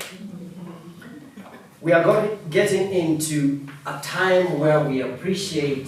Did someone help me here? Help me to get the certificate. We will be appreciating people being awarded the Destiny Life Coaching certification course as a practitioner of coaching excellence. And this is just the beginning of great things. Are you ready? Yeah. Are you ready? Yes. Awesome. That's a choice for you to be ready. So we say you choose what you focus on. You choose what it means. What does this mean? So for me, I chose to focus on gratitude. To always be grateful to God. Every moment I can find something positive about that moment. And I've trained myself to make that a constant in my life. Let me ask you a question before I continue. Allow me to coach you. Hold that a bit. Allow me to coach you for a moment.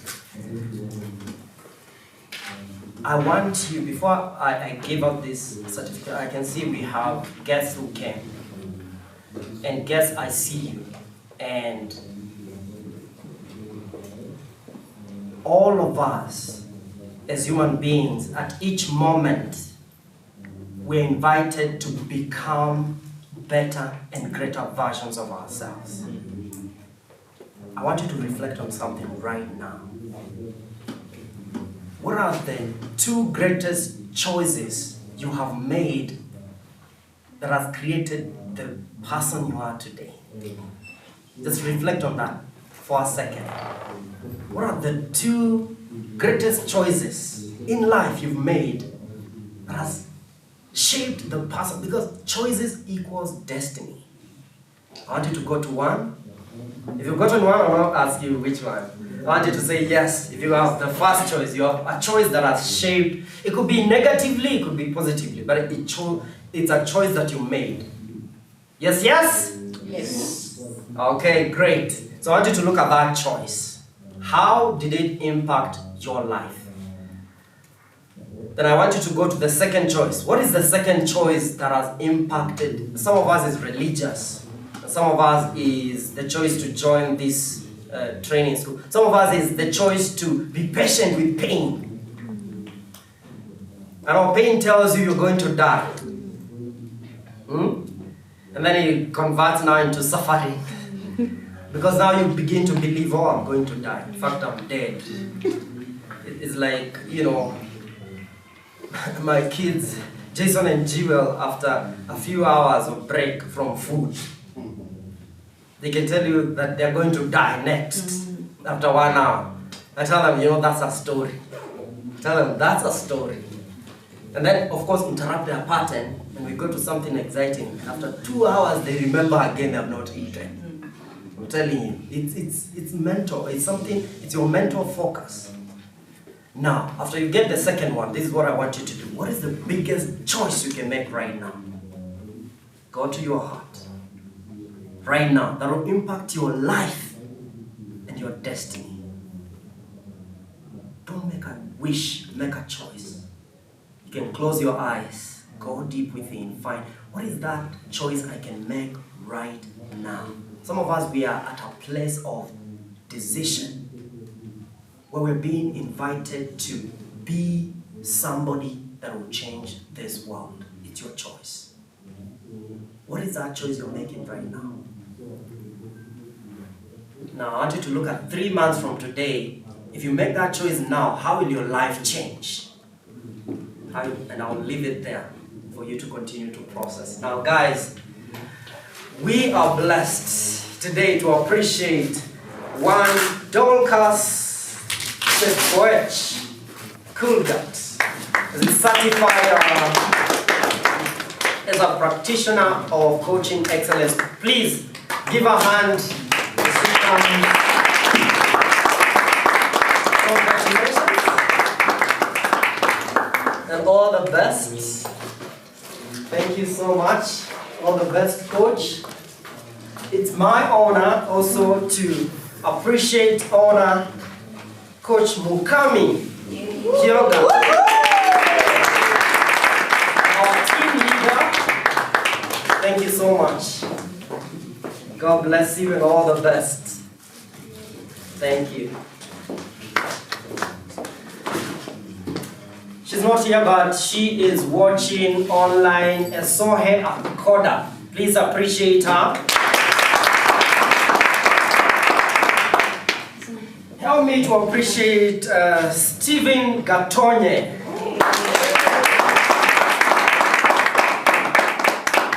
God bless you and all the best. Thank you. All the way in Tanzania, watching online, Chico Luena.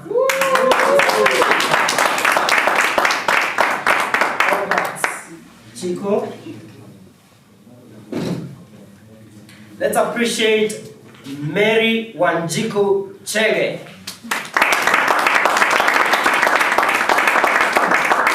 She could not make it today, but she'll get her certificate. It's already signed. Right now, put your hands together for Lucia Mongeli.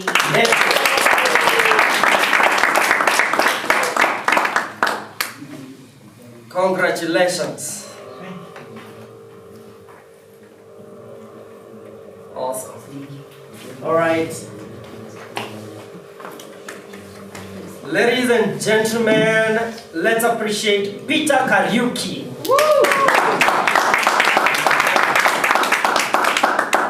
Congratulations. Awesome. All right, we are still going on. Let's appreciate another coach, Evelyn Wangoi Juguna.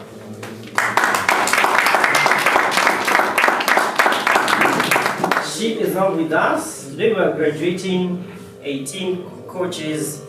Appreciate with me Pamela Dreda. Coach Pam and Eve, was anyone sent to take any of these certificates? Let me know. If you're standing in for someone.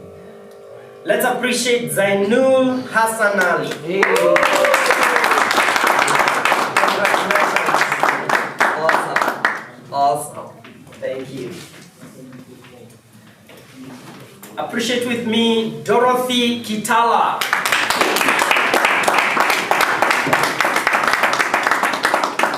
Congratulations. Awesome. All right, let's appreciate Marceline J. Juma.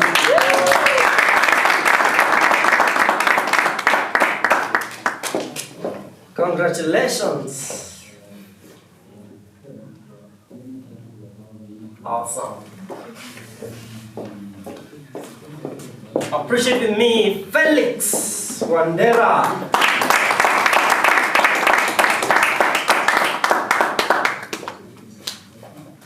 Congratulations. Yakoi. Yes, that one you can hang somewhere nice when we come to see you. If it's Zoom call, you hang it on the somewhere we can see it on Zoom. Yeah. Appreciate Melanie Ann Fahey.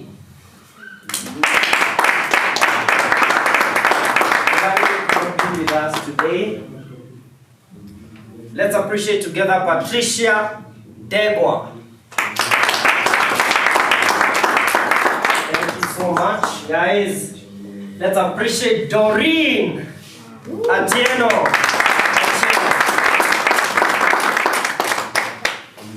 Doreen, she is an amazing story there. Jennifer Osoro.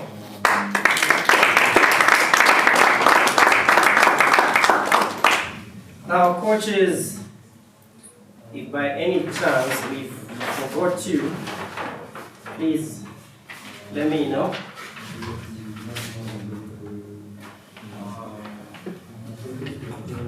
Oh, there's one that is broken. Just a moment. What happened? We have it corrected. Now, guys, let me ask for a little bit of your time. We were to end at 1. Just about maybe 5 minutes, so we finish everything. Now,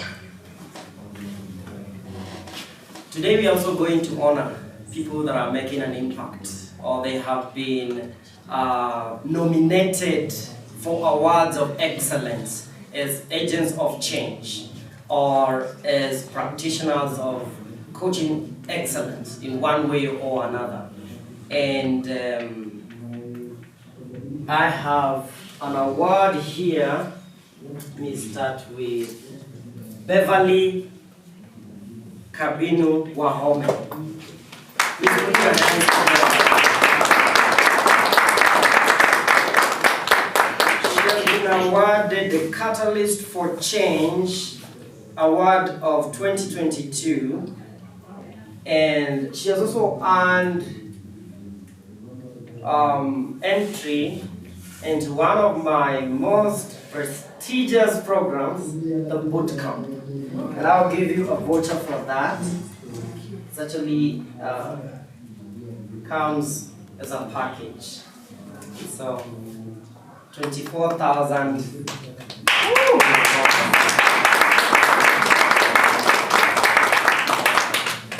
Awesome.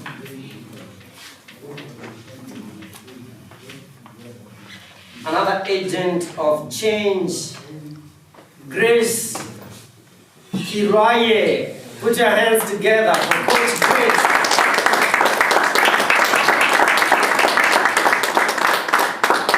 She's an amazing coach. Good to see you, Coach. Master Coach. Making an amazing impact on the planet. We hear you, and you also got yourself an entry into my program for the entire time of the 12 sessions. This is a program that I consider one of the best, I'm telling you. The focus is one, changing your mindset. Can I tell you something? Yes, please. When you look at God's creation, God gives everything He created a defense. A defense. Like, what's the defense of the lion? What's the defense of the eagle? I can fly and see things from far. But what's the defense of us humans? It's our mindsets. And that's why I created this program, to help coaches continue to grow even as they impact the world. And that's the program I'm giving to you. I'm looking forward to see you. Thank you. Congratulations.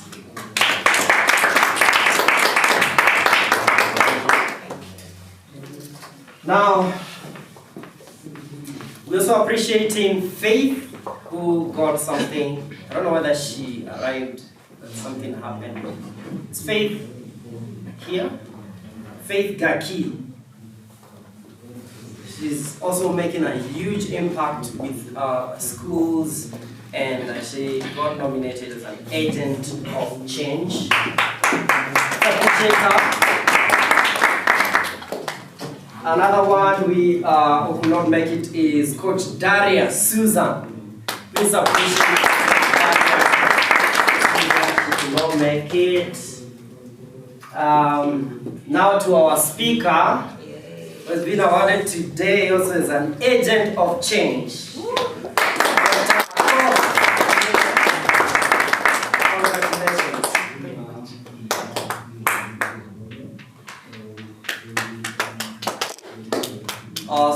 and you also got yourself an entry into my boot camp. You are welcome.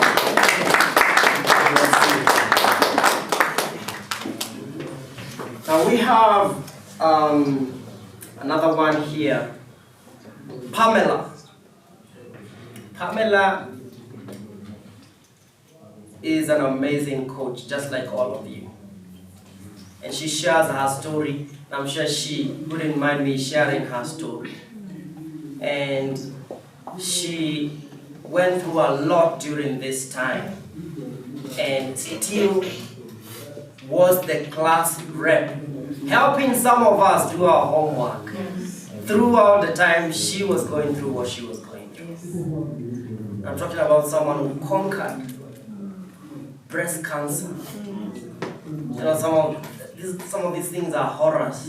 But for her, before this day, I mean, she went to speak, invited in the US, to speak to women also. Because someone decided what their story is going to be like. And it's such people that touches my life. You know, that she's able to serve in spite of what she's going through. You know, you go through something and all you think about is you. And you think, oh, I'm the only one suffering. I'm telling you, I admire self-leadership. People that step up and raise the standard and serve the world even when they are bleeding and wounded. And those people, those are my friends, because I know what it means to go through hell. Through, not to go to hell. Through.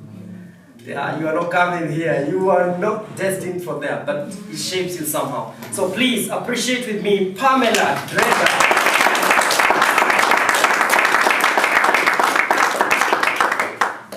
And she will also be getting an entry into my program.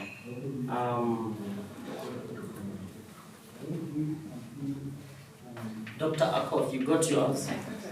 Oh yeah, because I see this is yours. Thank you so much, guys. It's been an honor to share this time with you guys, and thank you for your time and for your patience. I know you've been so patient up to this moment. Thank you, our guest speaker. Thank you so much, our artist, and thank you for everyone.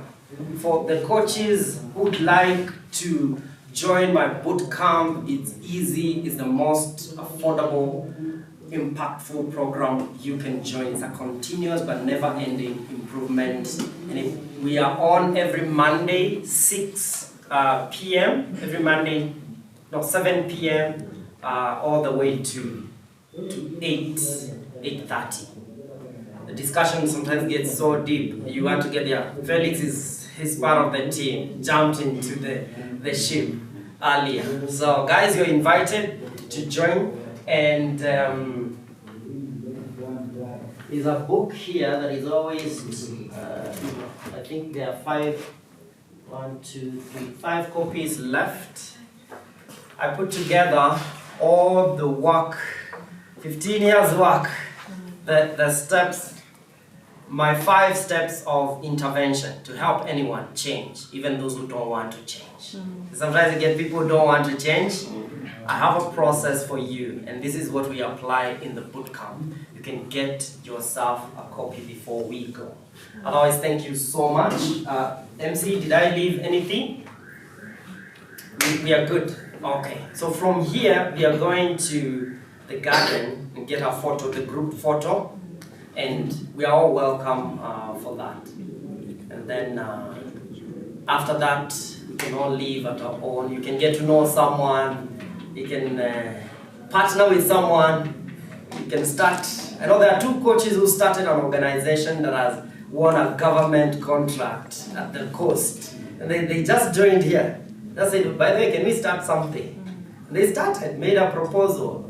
Our guys are talking about millions. And I don't ask for a tithe. I just bless you. When I see you blessed, I'm so happy. Yes. So thank you so much, guys. Let's go so that we don't stay here for long. Let's go for our photo.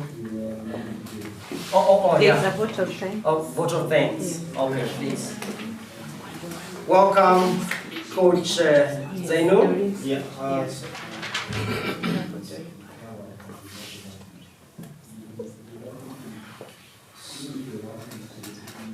Yeah, so I'm just going to be stepping in for Coach Doreen, who couldn't be here today. So she sent me a speech, so I'll just read it out for you. So she just wanted to thank the MCs. So thank you, ladies and gentlemen, for being here today to celebrate the graduation of the transformational coaches of 2022 from D.L.C Life Coaching. Coaches, please stand wherever you are so you may give all a round of applause.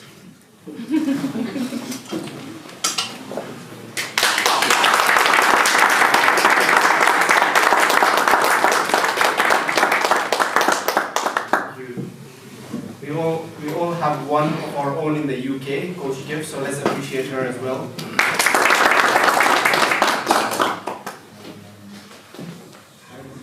I'd like to also thank our guest speakers, Madame Okot Munda, for taking her time to be with us today. Next, we have the event planning committee. Thank you so much. Next, last but not least, D.L.C Life Coaching under the leadership of Coach Jeff Nthiwa. Finally, to the beautiful Salzburg Retreat Center, thank you for hosting us today. With that said, I'd like to invite Coach Wesley to wrap up with a word of prayer. No, I'm not Coach Marceline. I forgot one of us. There is an award.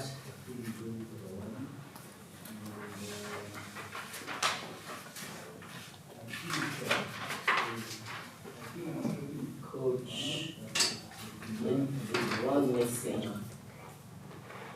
Let me check. I can't see it. But help me appreciate also a transformational leader. This is one of people graduating today. She accepted to be a leader without questioning. And as I've seen her go through true leadership, where she's just taking it on, and you heard from her testimony, Coach Mukami Kyoga.